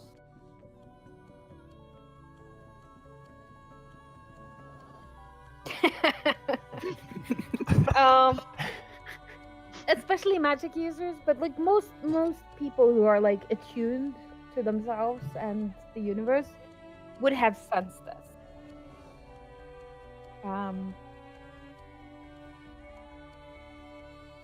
Like this is something that will be impactful on a much greater scale. Because you do realize from Keyleth's explanation of how the nodes work. Yeah, it would have This been will affecting way more than just fire. It affects every plane Yeah. on every plane of existence. It's yeah, like I said, like you've always had this sense of vertigo, like to the point like it's been there your entire life. You cannot remember a time when you didn't feel like this. Like your entire life you've had like a low grade headache and then suddenly it went away.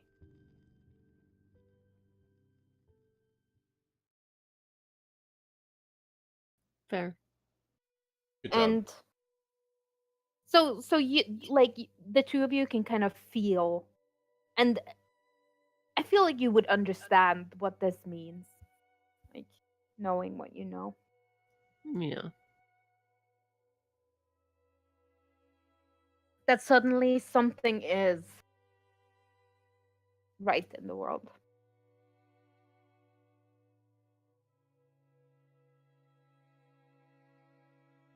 And as you place the node back where it belongs, there is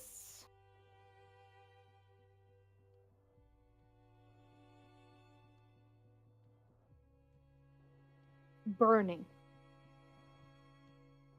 inside of you. Oh.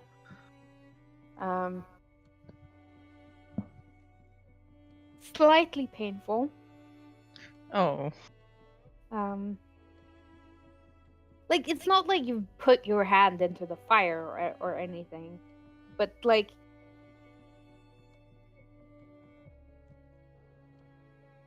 how It's like that uncomfortable heat feeling when you've been in the sun too long kind of thing.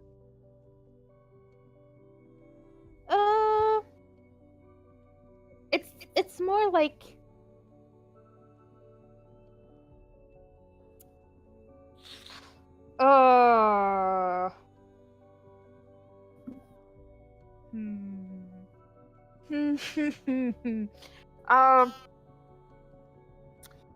there's a burning in your loins. No. Oh. What? Yeah. Oh. Okay. That's not where it should be. Well, like in the root chakra, or Yes, exactly. See? Yeah, Ash knows what's up. Yes, exactly Mhm. there. I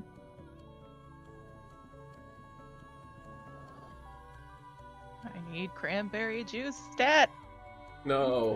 It's not like that. Like it's like a quick pain and then it fades, but you do feel change somehow. Okay. I'll talk to you more about what that means later. Alrighty. Yeah. I better not have any fucking fire baby, I So swear when to a God. bird really loves a bee. Yeah. You Sometimes guys seriously fire. don't know your chakras? No. No. No. Everyone's Alright. googling chakras I right don't now. watch Naruto. I don't know anything about this. That's not the right kind of chakras. Pretty It's the only sure. one I I don't know. watch Naruto either, but Maya, what are you doing?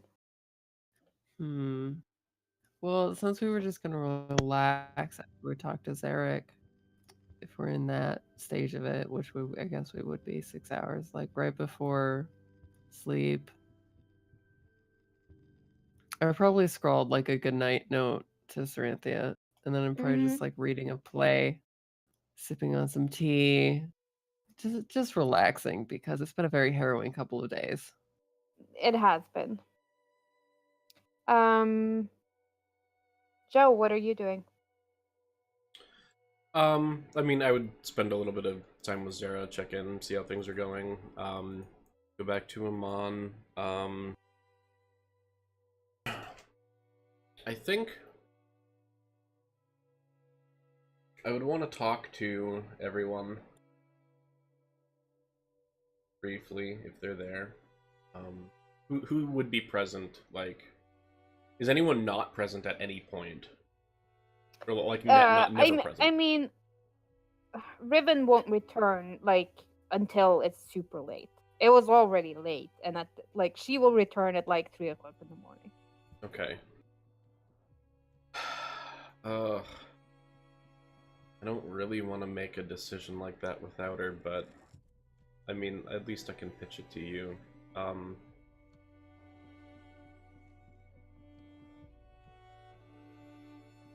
You know, you've grown up here, Maya, and I've been here often enough.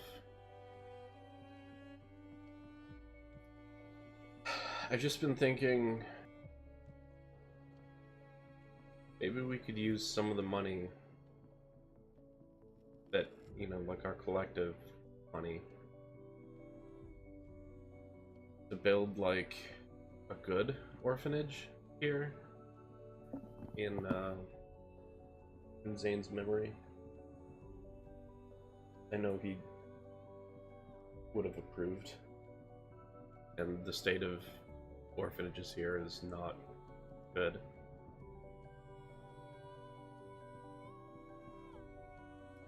I like that idea. I don't have much say over your money given my situation, but I suppose a lot of the gold from the posting could be used toward this, since none of you really seem that interested in it generally.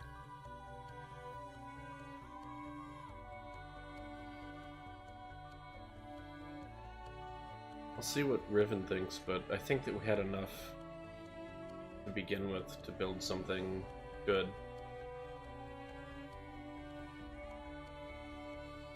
And given that he grew up here in Orphan, I think it would be fitting that some part of him, some good things, live on.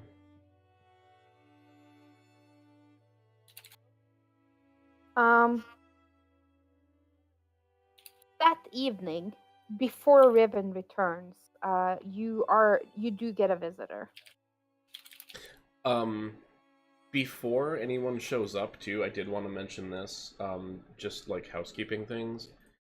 Mm-hmm. I want to take, like, just so it's not gone, the bag of holding, as well as the jade statue. Mm-hmm. There were boots of Elvenkind, and Lionel had a cloak of protection. So if anybody needs these things, if they weren't destroyed. Yep, hang on. I'm just looking. You like I'm gonna assume that you want the sketches too. Yep. Zane sketches.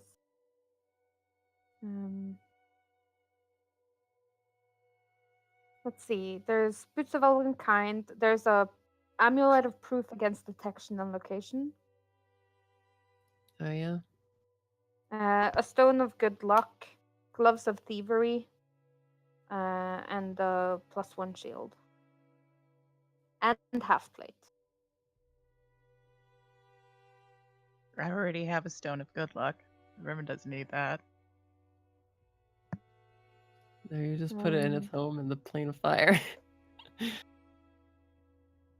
Just kidding. No, that was my stone of dangerous. Dangerous luck. I put him back home where he belongs. And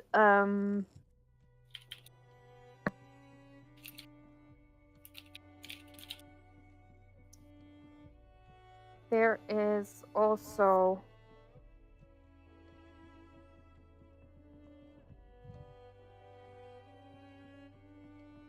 probably not. There's also the the +2 crystal blade, which is a light weapon.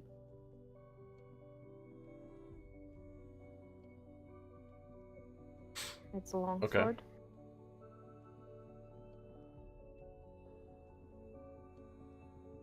It's a +2 weapon that deals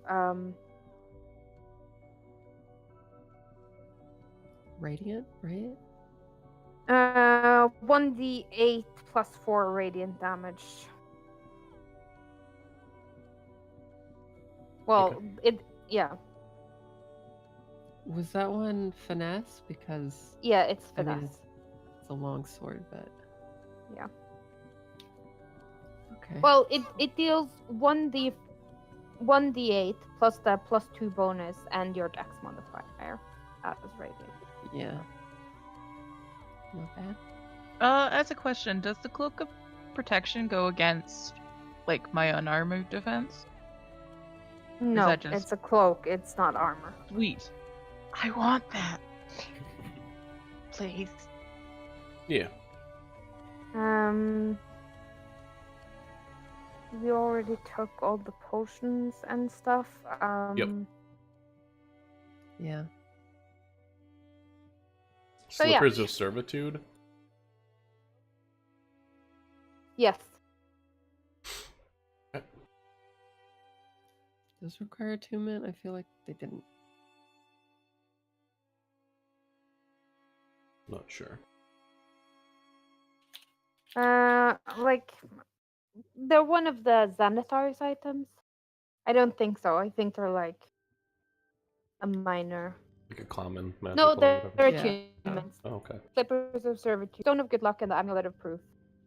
Are also attunement. Really? But yeah, the Boots of Elvenkind and the Gloves of Thievery are definitely more suited to a stealth character. I mean, knowing Zane, you would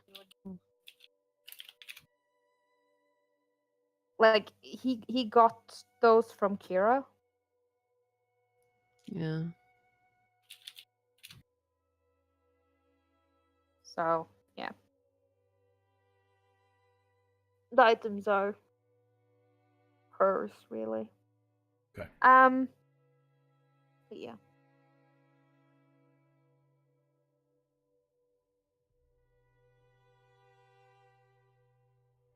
And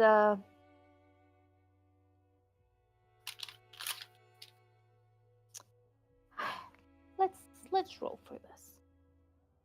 2 yes, 1 no. Ooh. Okay. There is also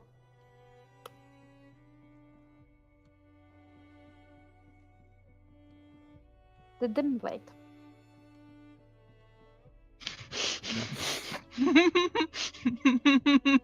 What? Yeah.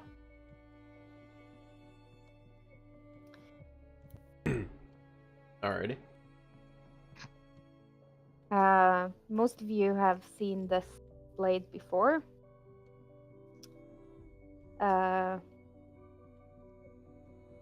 It is an obsidian blade. Currently in the shape of a longsword, but you know that it can change shape, and it's a sentient weapon. Alright. Because nothing goes wrong with sentient weapons. Well, this one has actually been quite helpful. Oh, He's a nice boy. He's good. He's good. He's a good He's boy. probably not evil. Yeah. Where is it?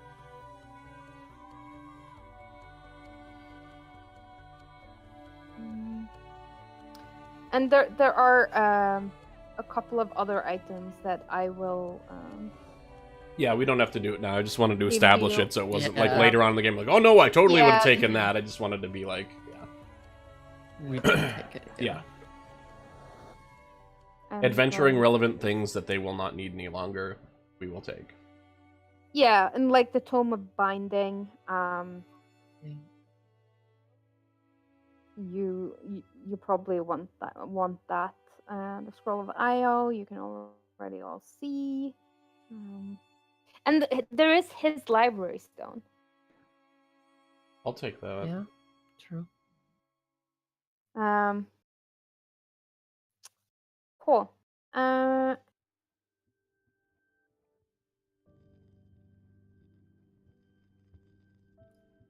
Is it bad I want the crystal blade?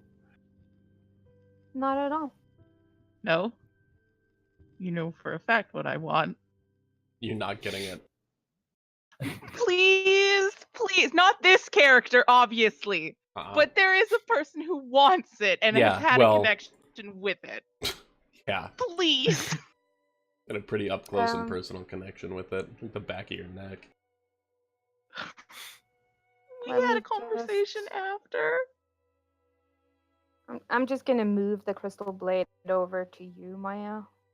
Okay.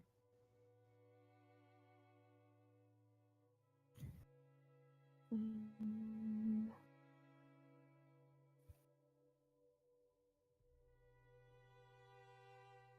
I mean, you also have the Mask of Mystery. It's a pretty good item. It is. I mean, Talash could use some magical items. I'm just pointing that out, Yep, especially True. some of the weirder ones. yep. That's fair. What looks appealing?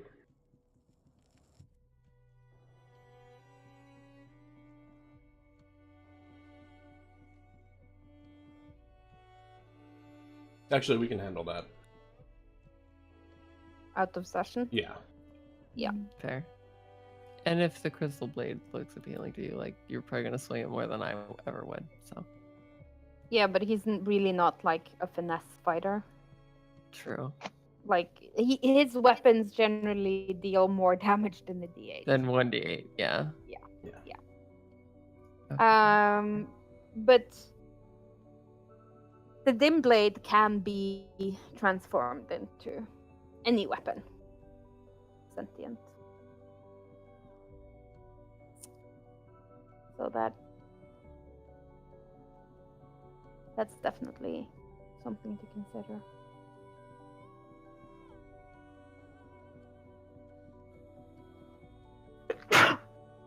It also Sure. makes people crazy. Yeah. Just sometimes, not all the time. Sometimes. I mean, you still have like a couple. Like, there's the mithril plate mail. Are you wearing that, Joe? Yes, I am. Yeah.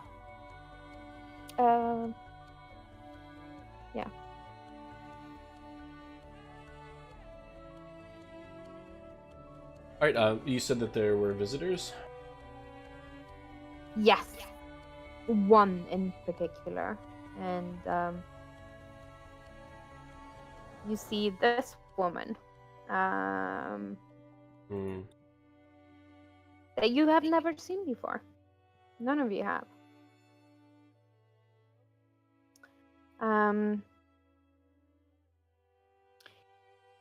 She is a cleric, quite obviously a cleric. She is wearing the vestment.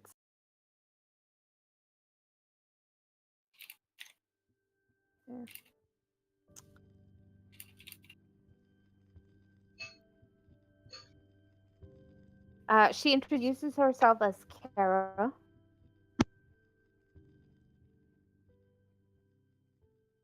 And she has the symbol of Sarenrae. Oh.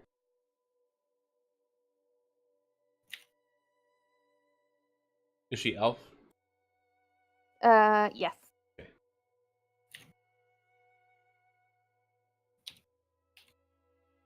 I'm here for my brother. Your brother? Does Zane. she look? Yeah, she looks like Zane. She doesn't look like Zane at all, but you know that he Oh, well. he ran around with a bunch of other orphans, and they all sort of Yeah. adopted one another.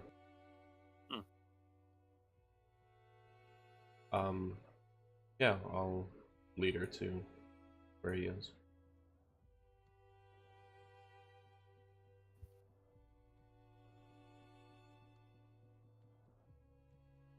Or we can all go.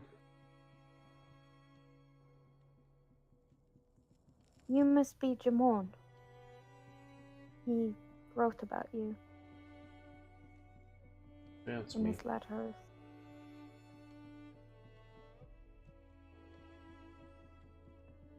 I'm sorry for your loss. Thank you. I'm sorry for yours.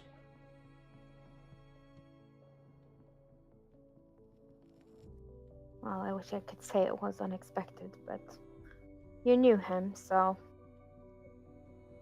it really wasn't.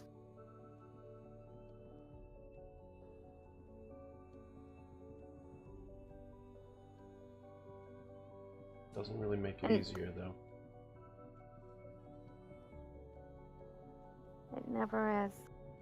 And as you enter the room, like there's definitely like a sense of just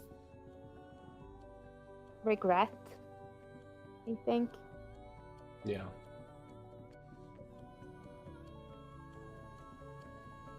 Do you have any siblings? I have a sister.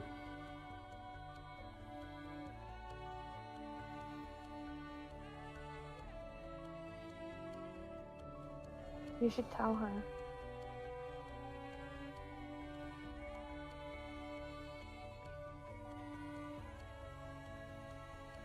Tell her about this. No, no. You should tell her that you love her. The funny thing about the people we care about, we don't say it enough. None of us do. And then suddenly it's too late to say it at all. It's kind of nod in agreement.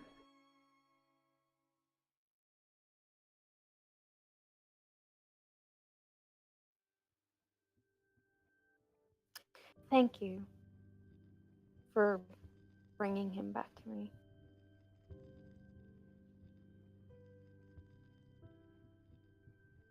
Yeah. Would you like me to inform you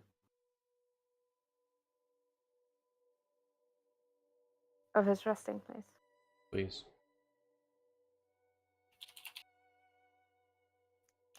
And she is like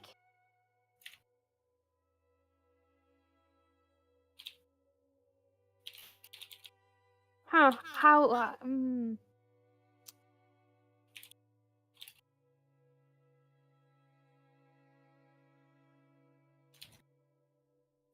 a small woman.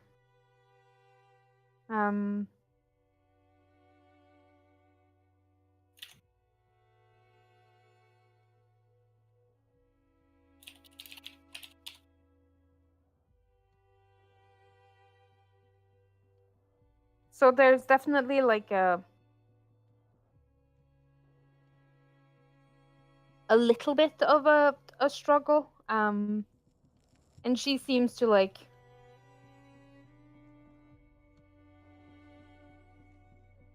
realize. She's gonna have a hard time with this. Yeah, and she's like, "Would you Of mind?" course. Yeah, I'll help her. And she like as you walk, I feel like there's quite a somber mood, Mhm. for understandable reasons. But she will walk you back to the temple of Serenray, and it's maybe like 30-minute walk away.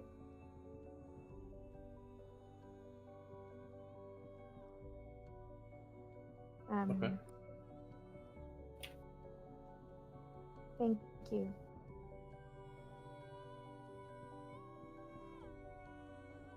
I'm sorry.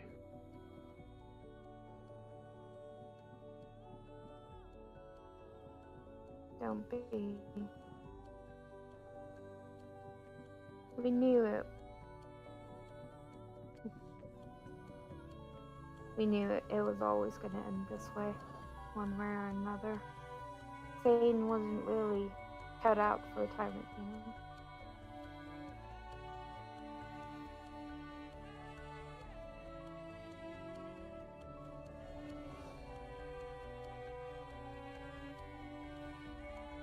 What do I know about Saren Ray? She's like nice. It's like sweetness and healing and being nice to people and second chances and all of those things.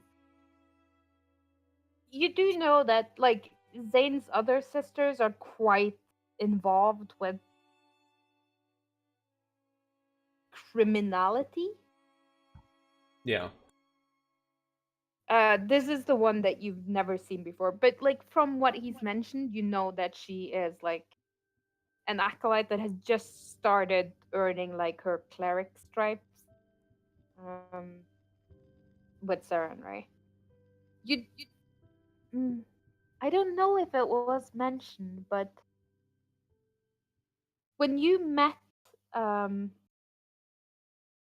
Naveen and Gwen Yeah. in Westruun, when they were originally there to kill the same guy that you were killing. Mm-hmm. The reason why is because he was the one who put that scar on Kara's face. Oh, what an asshole. Yeah, well, he liked hurting girls. And he's dead now, so. Yeah, and Kara's quite obviously the youngest of the. Like, Zane wasn't. Zane was 22, and Kara's like, if you were to guess by like human age, like maybe 18. And the scar is pretty healed.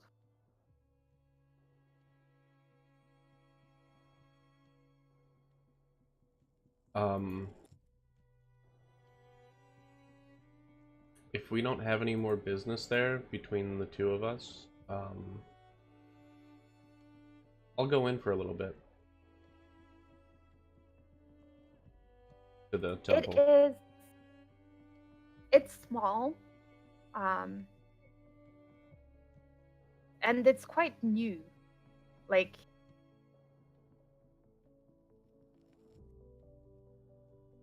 built within the last 80 years.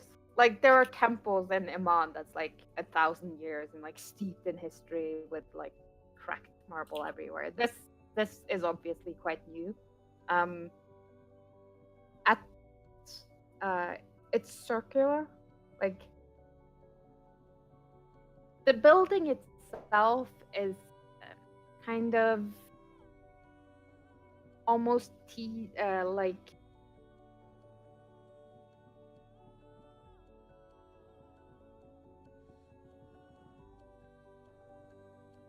what's the shape, like a cross, but like the red cross kind. Sure. Like where every side is the same. Equal. Yeah. Yeah. So there's like the main entrance that you enter through, and there are like rooms for just silent contemplation, and then in the middle there's like a circular room, and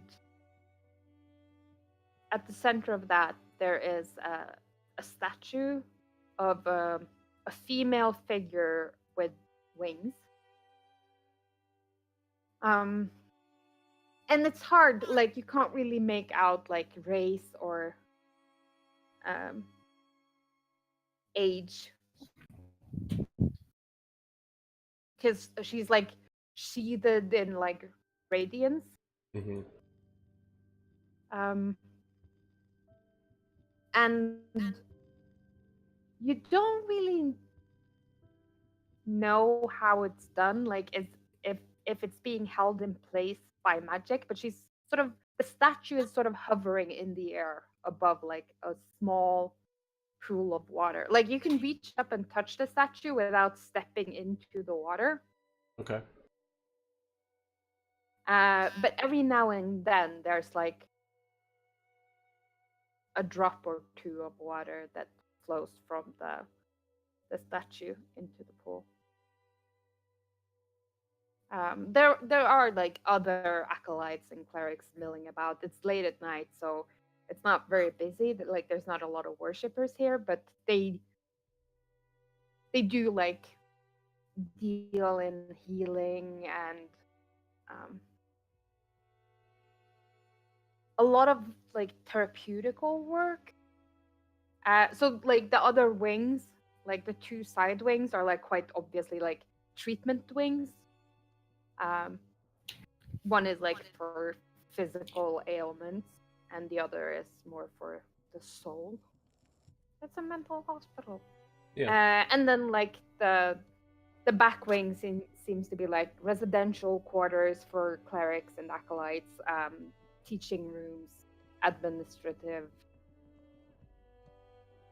It's not huge, but it's not small either. You would guess that maybe between 50 and 70 people work here. Okay.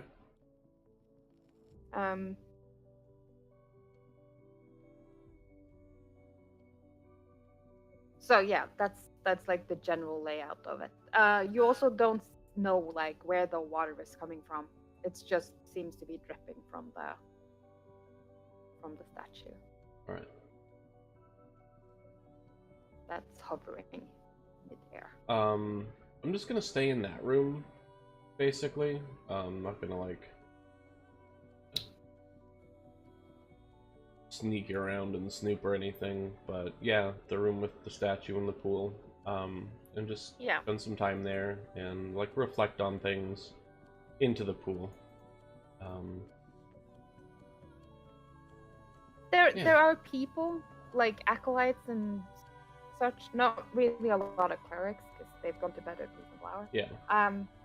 But you can see people moving between the different wards, and like every now and then someone will like hover, like giving you an opportunity to reach out should you want to, and then move along if you don't.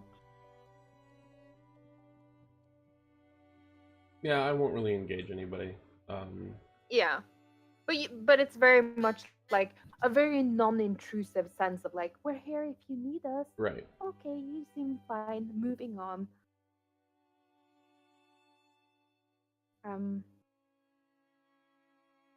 So yeah.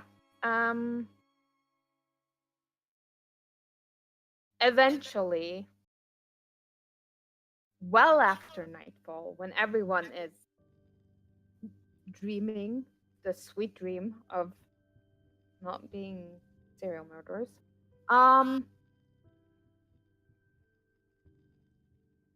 Riven makes a triumphant return. Woo! And you feel invigorated. Like what you just did had like a massive effect. And I there's feel just good about a it. sense of rightness. Like you got to do something super important from like a druidic point of view. Like you righted the planes on their axis with your childhood hero. It was pretty sweet. It's pretty sweet, especially for fucking Ashari. I helped the voice of the Tempest. Mm-hmm. So you return in the middle of the goddamn night, high on adrenaline and exhilaration, and you just want to tell everyone about like this amazing thing that you just did, and you are met by snoring in the very silent house. Zarek has like put you guys in like the guest house, which is basically like a small 3-bedroom house that's in the garden. There are more sleeping than just the bedrooms, but it's just like a pretty small house. But there are like Yeah. big couches and stuff. There's plenty of places. Like it would probably comfortable sleep up to 10 people.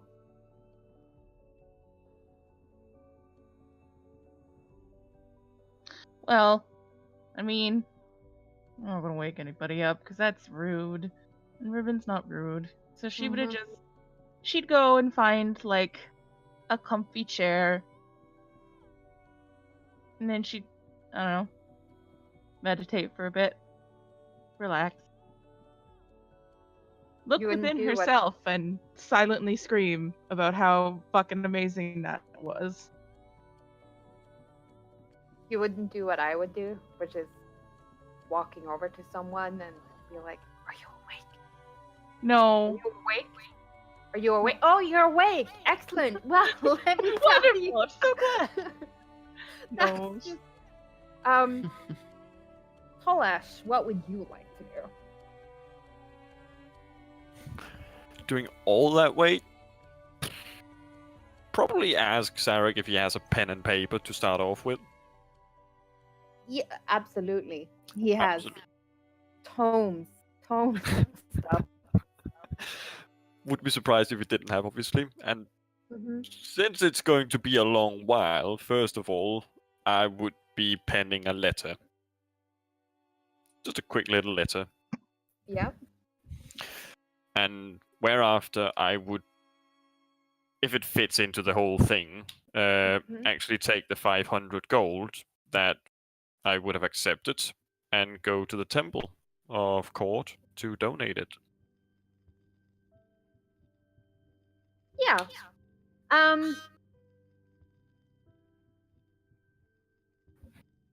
The temple is very familiar to you.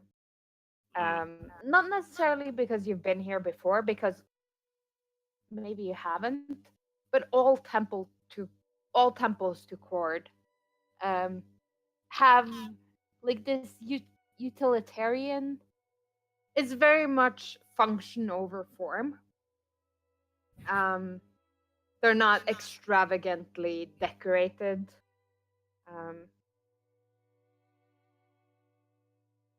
But like they're not shitty by any means, like truly not, but they tend to be like made out of local materials, all of them. They're not going to import expensive marble. That's not what Court's about. But like it's very familiar in like there's the carvings of Cord, which is how to put this, gay porn. He tends to be shown nude and very muscly. Like, yeah. Often like slightly exaggerated. Well oiled, perhaps. Yes. Yes. Very often like wrestling and dominating a terrible beast. And like Oh, so you like a prob- Putin.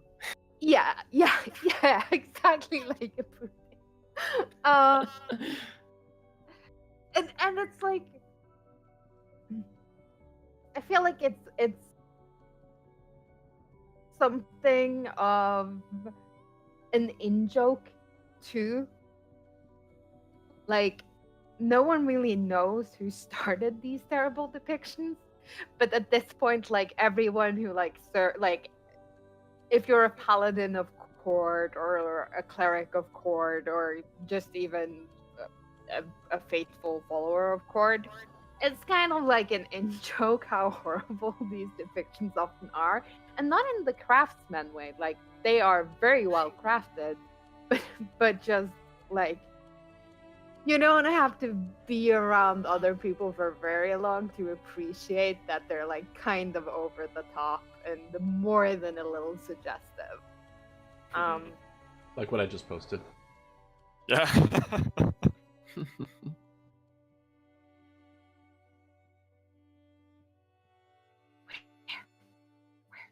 General? General. Yeah. Very much that. Exactly like that.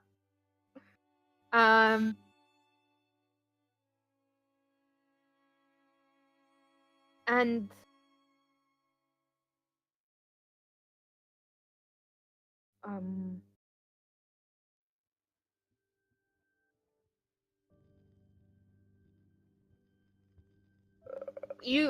the day of challenging is not very far away. It's like 2 weeks away.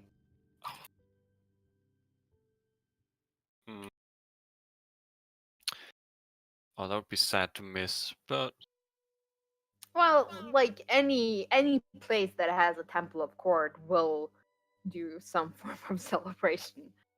certainly it just depends where we are. Exactly. But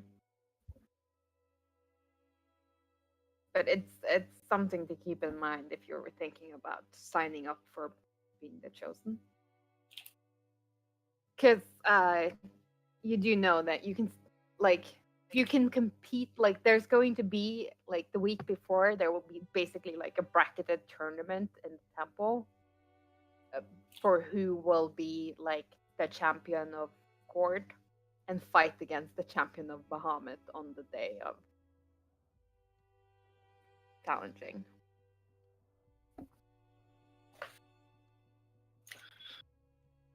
Because that sounds like a lot of fun. Yeah. It's definitely something you could do.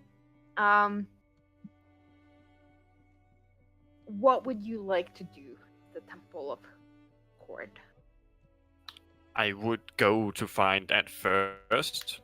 I would go to find either priest, priestess, someone who could. I would probably think could accept this donation. Well,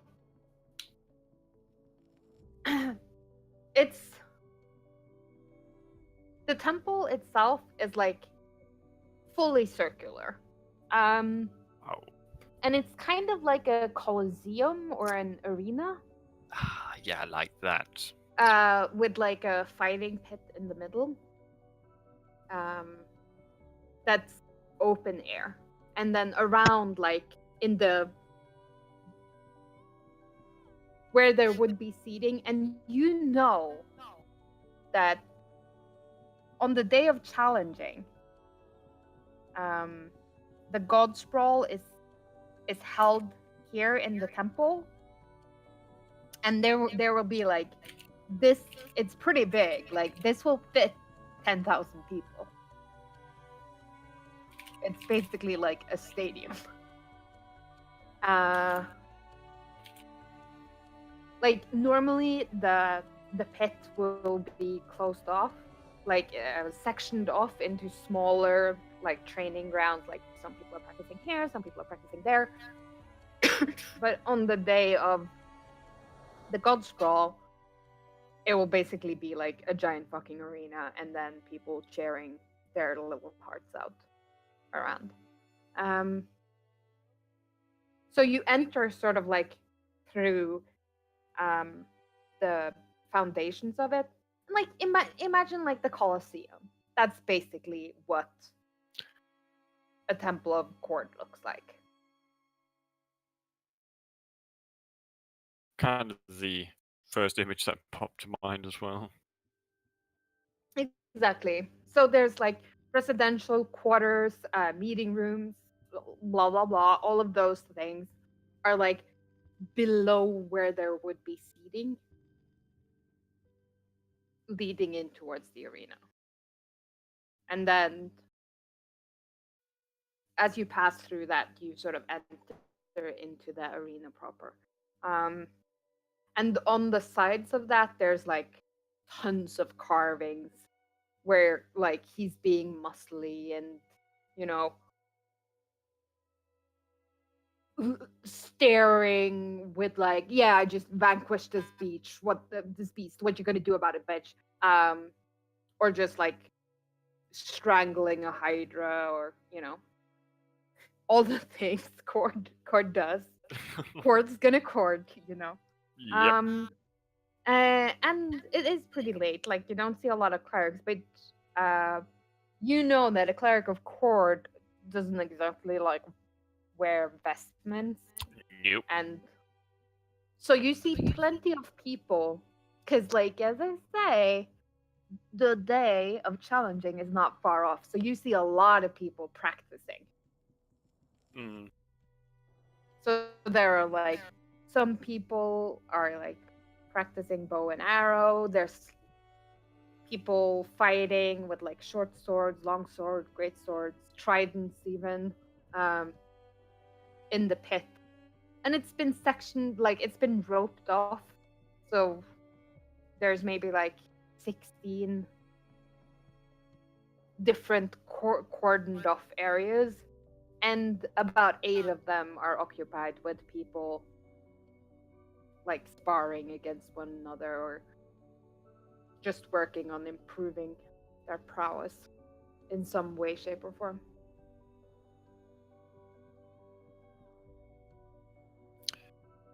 Oh, I And feel right like, at home. yeah, you can guesstimate that at least like most of these people are going to be paladins, devouts, or acolytes of Cord. Mm. It's late enough that most of the people here will live at the temple.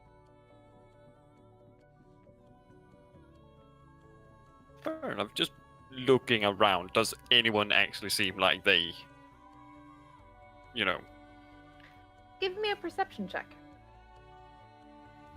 some Becker is going to be really happy now. Hey. You do see someone that you would guesstimate to be like more in charge. He is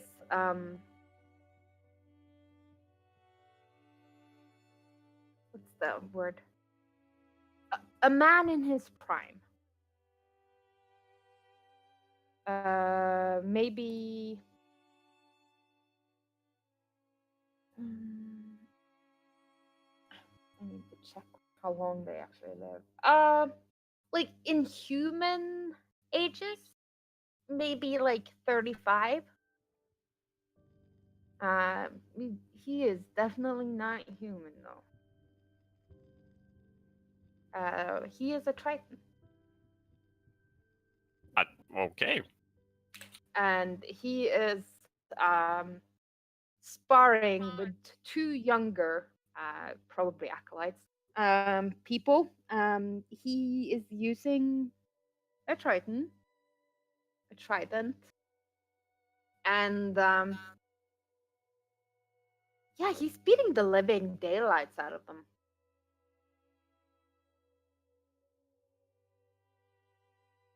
Well, since he's busy, I'm just gonna stand at the side, arms crossed, and just observe, watching the poor people Yeah, getting and smacked. it's like one of the boys, like there's like a boy and a girl that's fighting him, and he sweeps the trident across the air, and like the smack is like audible across the arena. Like that definitely broke something. And the boy kind of like goes down like a sack of bricks, and the girl is like, "Can I give up now?" Because like, and he's like, we never surrender. And she's like, even if we really want to? And he's like, again. She just sighs, and she is not using a trident. She's using like a quarterstaff. You would guess that maybe she's a monk of some persuasion, which are not rare in your order. And she's definitely skilled. Like, this is not a novice. She has good movement, and you can see why she's the one standing, because she just doesn't get hit. Like, she moves around his strikes, but at the same time, she's not landing anything either. And she is getting tired. And eventually, you can sort of see it. The second she just accepts that she's not getting off this field until she is defeated. And it's not even like she gives up. She sort of steps into the strike. She's just like, yeah, this is the only way I'm getting out of here, is with me being unconscious. So he strikes, and you can see like that moment where she decides that she's gonna take it, and she just stops moving and crumbles as the side of the Triton sort of like smacks her like across the upper chest throat, and there's like a pretty awful sound as she crumples to the floor or the dust. And the man is like, there's definitely a moment of like, oh shit, I didn't expect her to do that. And like, he looks around, and you can see like he leans down and probably like heals her, just make sure she doesn't die, because like he may have destroyed her throat there. And he's like, yeah, that's enough for tonight. You should head back to your quarters. The two, you would call them kids, but they're probably like early 20s. Sort of like, yes, sir, thank you, sir. Please pick someone else tomorrow. And they hurry off. And he's like looking around, like seemingly like, yes, this is good. Everyone is practicing. And then he notices you. And there's like a slight stiffening, like a stranger. Well, a might get stranger. hit. But then there's like a sense of like, he's one of us. A good find, even though you knocked them about quite a bit. Learning how to take a knock and get back up is half of what we do here. That's the truth, isn't it? I couldn't help but notice the fight and your demeanor in general. I would take that you are of some standing here in this temple. I am the pitmaster here. And like, you're familiar with like Korg's hierarchy of clerics. So like the pitmaster is generally like, he's not the top guy, but He's still rather high in the hierarchy. Yeah, he's basically the one who's like in charge of like training acolytes, often the one who's leading the paladins, like the security chief, training. Yeah.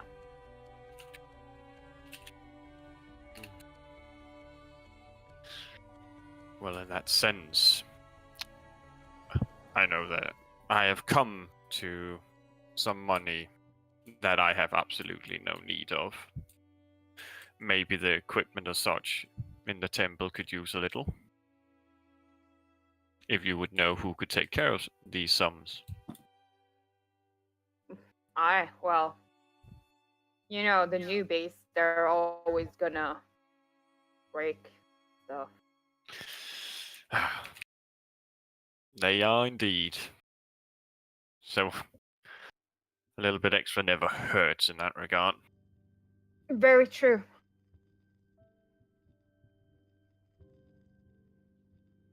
I haven't seen you around here before. What's your name, stranger? It is Tolish Bashar.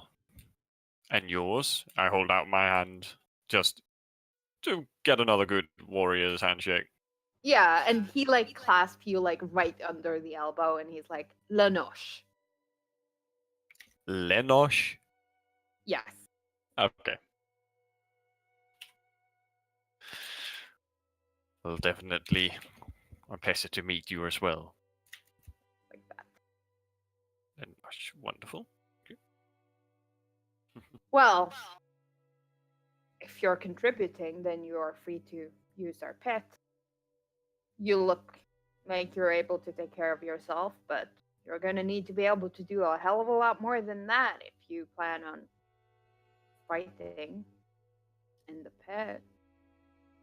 The day of challenges upon us. Yes, so I remember. If my path does not keep me from, I will certainly take part of it. As one should. As one should. There's no glory in cowardice. There is none to be found at all. Say, I have a little errand outside of getting these coins off my hands. But I don't suppose they really wore you out, those two young ones. What say you about a little spa? I could definitely he learn sort of, something like, from you. Gives you like a very measuring look, and there's like this slight roll of the shoulders. And he's like, hi.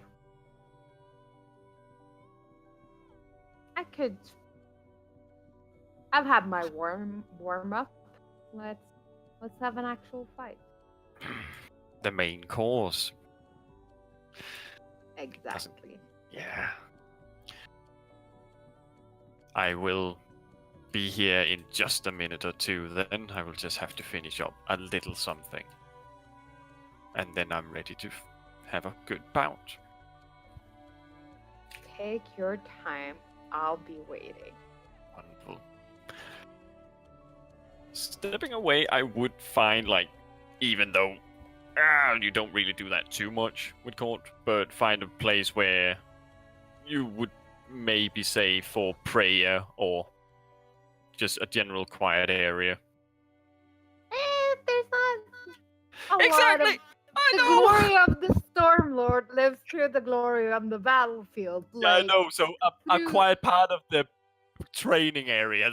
I know that there is really not really any praying area for court, but Yeah, it's more like places where you would like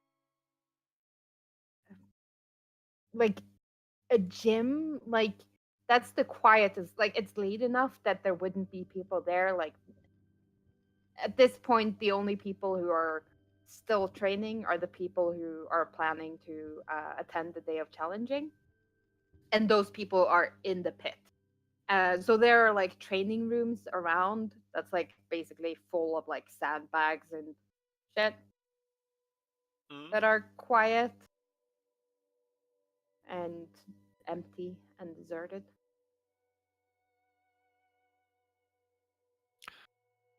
Because all the cowards has gone to bed. ha, weaklings. Weaklings, exactly. You fight till you can fight no more. Well, in that case, finding just that quiet area. Mm-hmm. Since he kind of spoke to me, Yes. I just really don't look anywhere in particular, so I am now about to set out on another path in your honor, and I don't believe it is a coincidence that I'm now with a group that's to save the world when you're warned of immediate danger, and a Well- traitor. I'm just gonna say this. Roger. The, Yes, the please. times when you like feel Cord the strongest Is fighting. is after you have raid.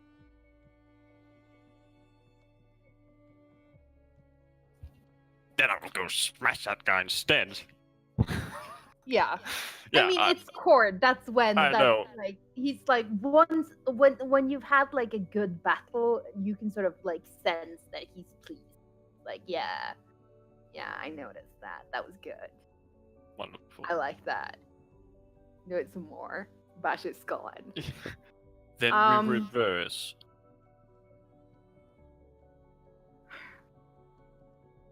See, this will teach me to have more character sheets. I mean, I have like 70 character sheets. But not enough. Not enough. I think like a standard.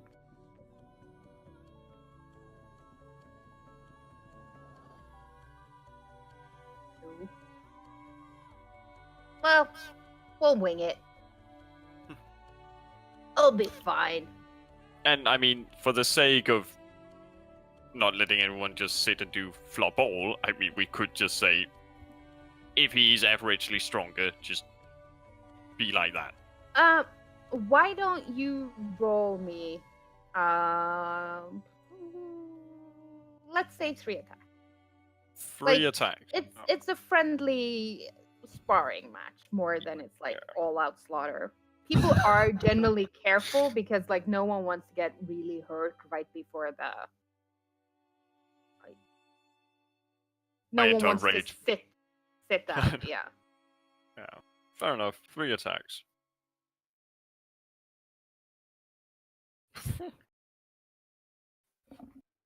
I mean, not bad.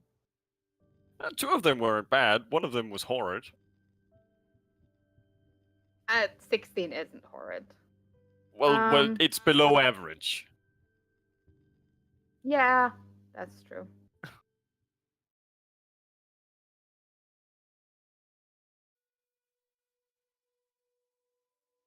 That's in that one. Yeah, I feel like you feel like you're pretty evenly matched. Like it takes a long time because you're very evenly matched. And after maybe like an hour and a half, like you're exhausted. Like you feel like you're spent. And he looks the same. Like that sparring match with the 2 acolytes, that was like just a little warm up for him, but he looks equally as, sweaty and spent and happy as you do. Like this is what you guys live for. This is a good fight. And eventually like you get in like a solid strike, like almost chop his ear off, because like you don't have like after an hour and a half of like intense fighting, you don't have the level of concentration. Like in the beginning you would always like pull your punches, and even though it was like a good fight, he was doing the same thing. Like you were actively avoiding hurting one another permanently. But yeah, there's a strike that like almost chops off his ear, and it's only the fact that he sort of like rolls out of the way that saves him. And he's like, enough. I think we'll say this was a draw for now. And you can see that it like physically pains him to say it. Like, he really wants to like fuck your shit up. A draw, then. And sorry about the ear. Kind of. He like touches and like there's a little bit of blood, and he's like, eh. I mean, it's nothing for someone like you, but still. I hope you do decide to enter the brackets. You would stand a good chance, and I wouldn't mind the chance of beating some respected to you. Well, hopefully I get the chance, whether it be here or elsewhere. I look forward to it. Likewise. And if I get around, let's have another go. Can't leave it at a draw. Oh, nothing is ever left at a draw. Not Exactly. permanently. And I feel like there's a very like manly departure of like another sort of like warrior handshake, but this time it's like there's a little too much force. Like there's definitely a little bit of like domination going on from both of you. It's a Donald Trump handshake where you both just trying to pull each other off balance. Yeah, exactly like that. Like, and it's like almost starting another fight before it's like, shit, it's like 1 o'clock in the morning. I have to be up in 6 hours. I can't do this. And as you look around, you see that you've gathered quite a crowd. There's maybe like, when you arrived, you would say that maybe there were like high 20s, low 30s amount of people in the pit. Like some fighting, some milling around, picking up equipment. At this point, you would say there's probably about 100 people. Just like no one else is fighting. They've just like gathered around watching you guys. And you can hear like, I can't believe he almost beat him. Oh my god. He looks like super strong. Do you think he already has a squire? Do you think he would want a squire? I don't know. He don't look like the squire type. I mean, you don't know unless you ask him. Yeah, but like, look at him. He almost like cut Lenosh's ear off. Are you gonna go up and ask him if he wants a squire? Like, maybe not today, but like maybe tomorrow. If he looks friendlier. And I mean, it's not the first. Like, generally, this is how Cord and the Church of Cord works. Like, you find a fighter that is better than you, and you ask them to train you, and that's how you advance. So this sort of conversation is not strange to you, but there's definitely like this. Iman is more civilized than most other places that you've been. And it's weird because like even the acolytes are kind of like fancy talking. Like they're a lot more polite than what you're used to. Like where you come from, someone would be like, hey, dude, you're pretty good. Trade me. But here's they're like, would it be polite? They're so to do that? polite. Yeah. Ah, those cute little muffins. Mm-hmm. Just looking out at the just And looking out everyone like turns around and like suddenly remember that they had somewhere else that they had to be, and like yeah. And also Lenosh is like slightly pissed off that he didn't win, and no one wants like the ire of Lenosh on them. So everyone's like, "Oh, look at the time, got to go. Okay, good fight, boss. Good bye." And they just scatter like rats. Oh, I had somewhere to be. I didn't see the end. Who won? Well, tell me about it later. Bye. Yeah, exactly.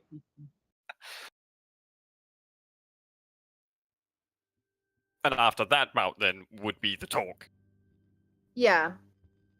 And it's like a weird sensation. And you can give me a wisdom saving throw. Because I'm good at those. Excellent. And it's a weird sensation when you're like communing with Cord. Sometimes it's quite pleasurable. Uh, Other times it's like a bit painful. And this is one of those times when it's like it's a little bit painful. And you get the sense of like you almost had him. Yeah. Why did you stop? You should have seen it through. Because he surrendered. There's That's how I a see it. divine, yeah, there's a divine scoff at that. He's like, well, he could have surrendered on the ground. That would have been better. Very true. But I thought I would show him the honor of not knock him into the ground and he asked so nicely.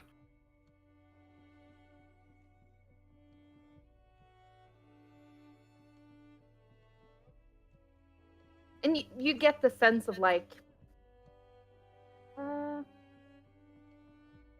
yeah, he enjoyed it. It was a good fight. I mean, it's not like there's an actual conversation. It's a lot. It's not so much words, and it's like a sensation, like more of a emotional connection than a verbal one. Because like hearing the voice of a god could potentially blow up your brain. You don't want that. Yeah, no, you don't want that.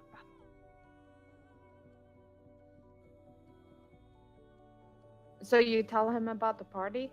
I tell him about the party. I tell him about what path they have set out on, and just the general idea that it's not. I don't feel it's a coincidence that he speaks of danger and of the traitor, and then meeting up with these people.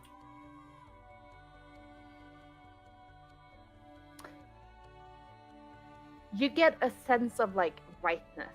This is the path that you should tread, and there's like an acceleration of danger. Like it's gonna be dangerous, which is good. Danger is good.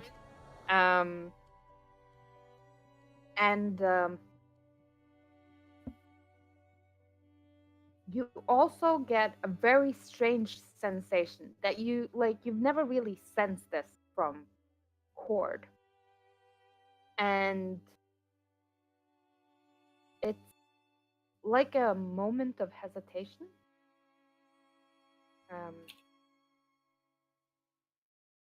Of being careful.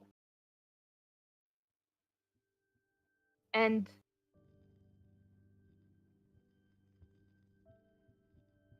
you wouldn't go as far as to say Cord is afraid. No, that would. Because it's Cord and he's not afraid, but he definitely, like, this is an opponent that he might not respect what they stand for, but he definitely respects their prowess. Like, do not. This is a fight where you're gonna win or you're gonna die.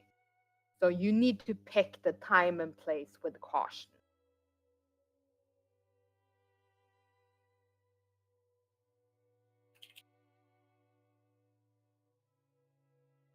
But this is a fight that you are going to have to take. Yeah, but not one that can just be taken recklessly, because Exactly. Wow.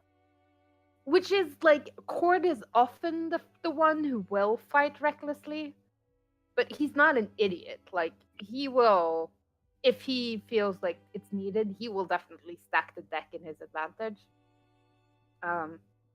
And that's the sense that you get, that you should definitely have as many advantages on your side as possible. Because if you're going up against the primordials are god killers.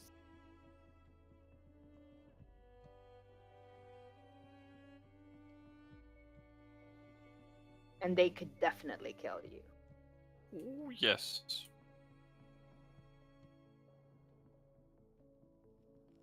I kind of feel that I got out of this whole exchange what I was seeking. Excellent.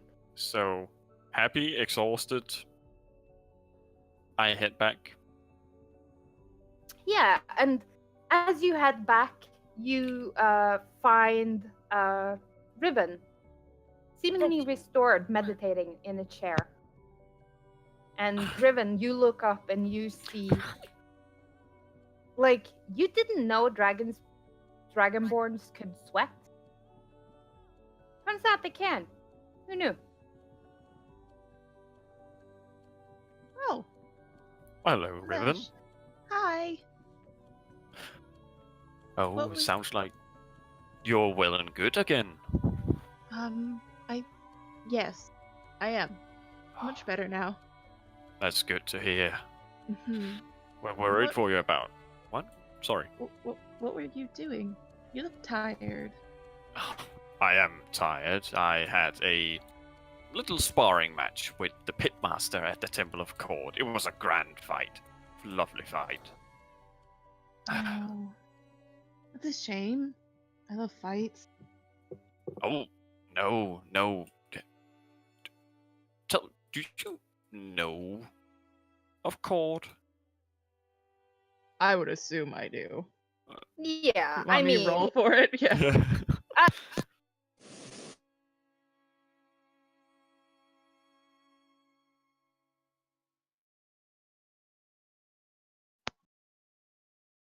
I mean, it was a good fight. For both of us, in the honor of Cord. So, What? That's grand then. yes, there wasn't anything bad about it. We weren't trying to kill each other. Oh no, I was bad that I missed it. I love Oh, watching. like that. Ugh, Yes, my mind and tiredness, and ugh. that's fair. Did you Well, roll a religion? Oh no, I can. You cut out right at the end, and I wasn't sure Yeah, if you said yeah. something. No, I accidentally touched my mic and might or might not have unplugged it from my computer. It's okay. I do that all the time. Yep. Oh, fuck's sakes! I mean, I know who he is. oh yeah, like Okay. he's a part of the major pantheon. You obviously know who he is. Like most of what you know is from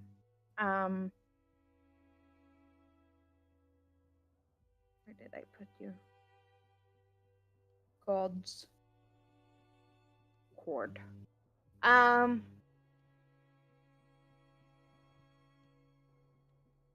Like there are plenty of followers of Cord where you come from. Like he is the Tempest domain, which a lot of not so much the Ashari, but the Water Dynasty Mm-hmm. would follow. He is like the god of storms and sea. But most of what you know about him is the Day of Challenging, because like that is a huge party where you're from. The druids are like whatever are people gonna do, but like a lot of the non-druid inhabitants, especially those who belonging to the water genasis, will fight on the Day of Challenging. Okay.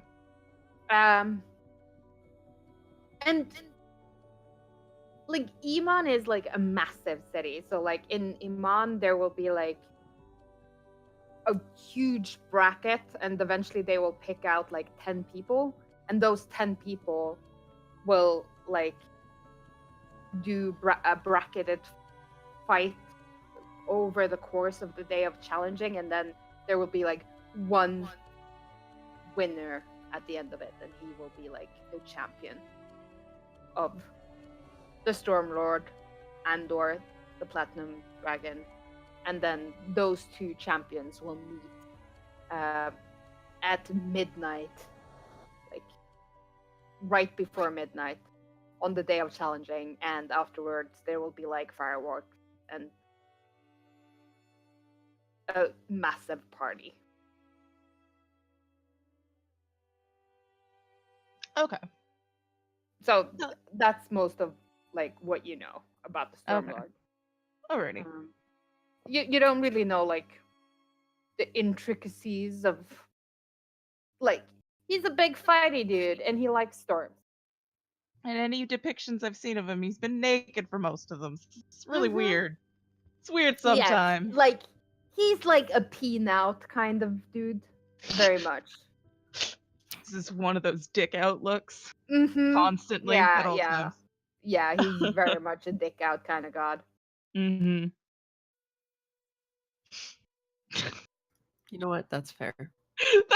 That's fair. Yeah, He's allowed. yeah. Well, that's exciting. So you follow Court then? That I do, yes. Brilliant. I'll have to Brilliant. find more information about him. I find it very interesting when, knowing who people follow, gods and stuff like that. Fair enough, that.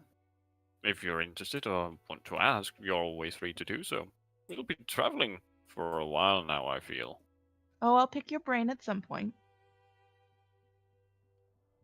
Well, Oh, you should be happy to know that the fire node is back in its home. that is probably the best news today. It was So- incredible. So you and the Tempest went through it all right? Yes, she did, most of the work. I kind of just followed and carried it. But she kept, the fire elementals and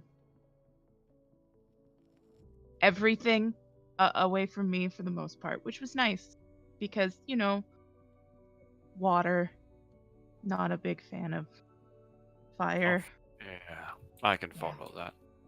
But even if you did the most of it, you could still learn things, experience things, even if you don't contribute so much. It was very exciting. I'm happy to hear that you had a good experience after. I would know I died, right? Why don't you roll me a history check? That's an interesting existential philosophical Yeah, question. yeah. Yeah, you know that you died. I died as well. But I got brought back, which is nice. It's a weird thing. I've never experienced it myself, so I'll take your word for it. It's not horrible. It's not. It's just death. Did you see anything? Experience anything? I don't think I was dead long enough. It was kind of one of those, in and out type things.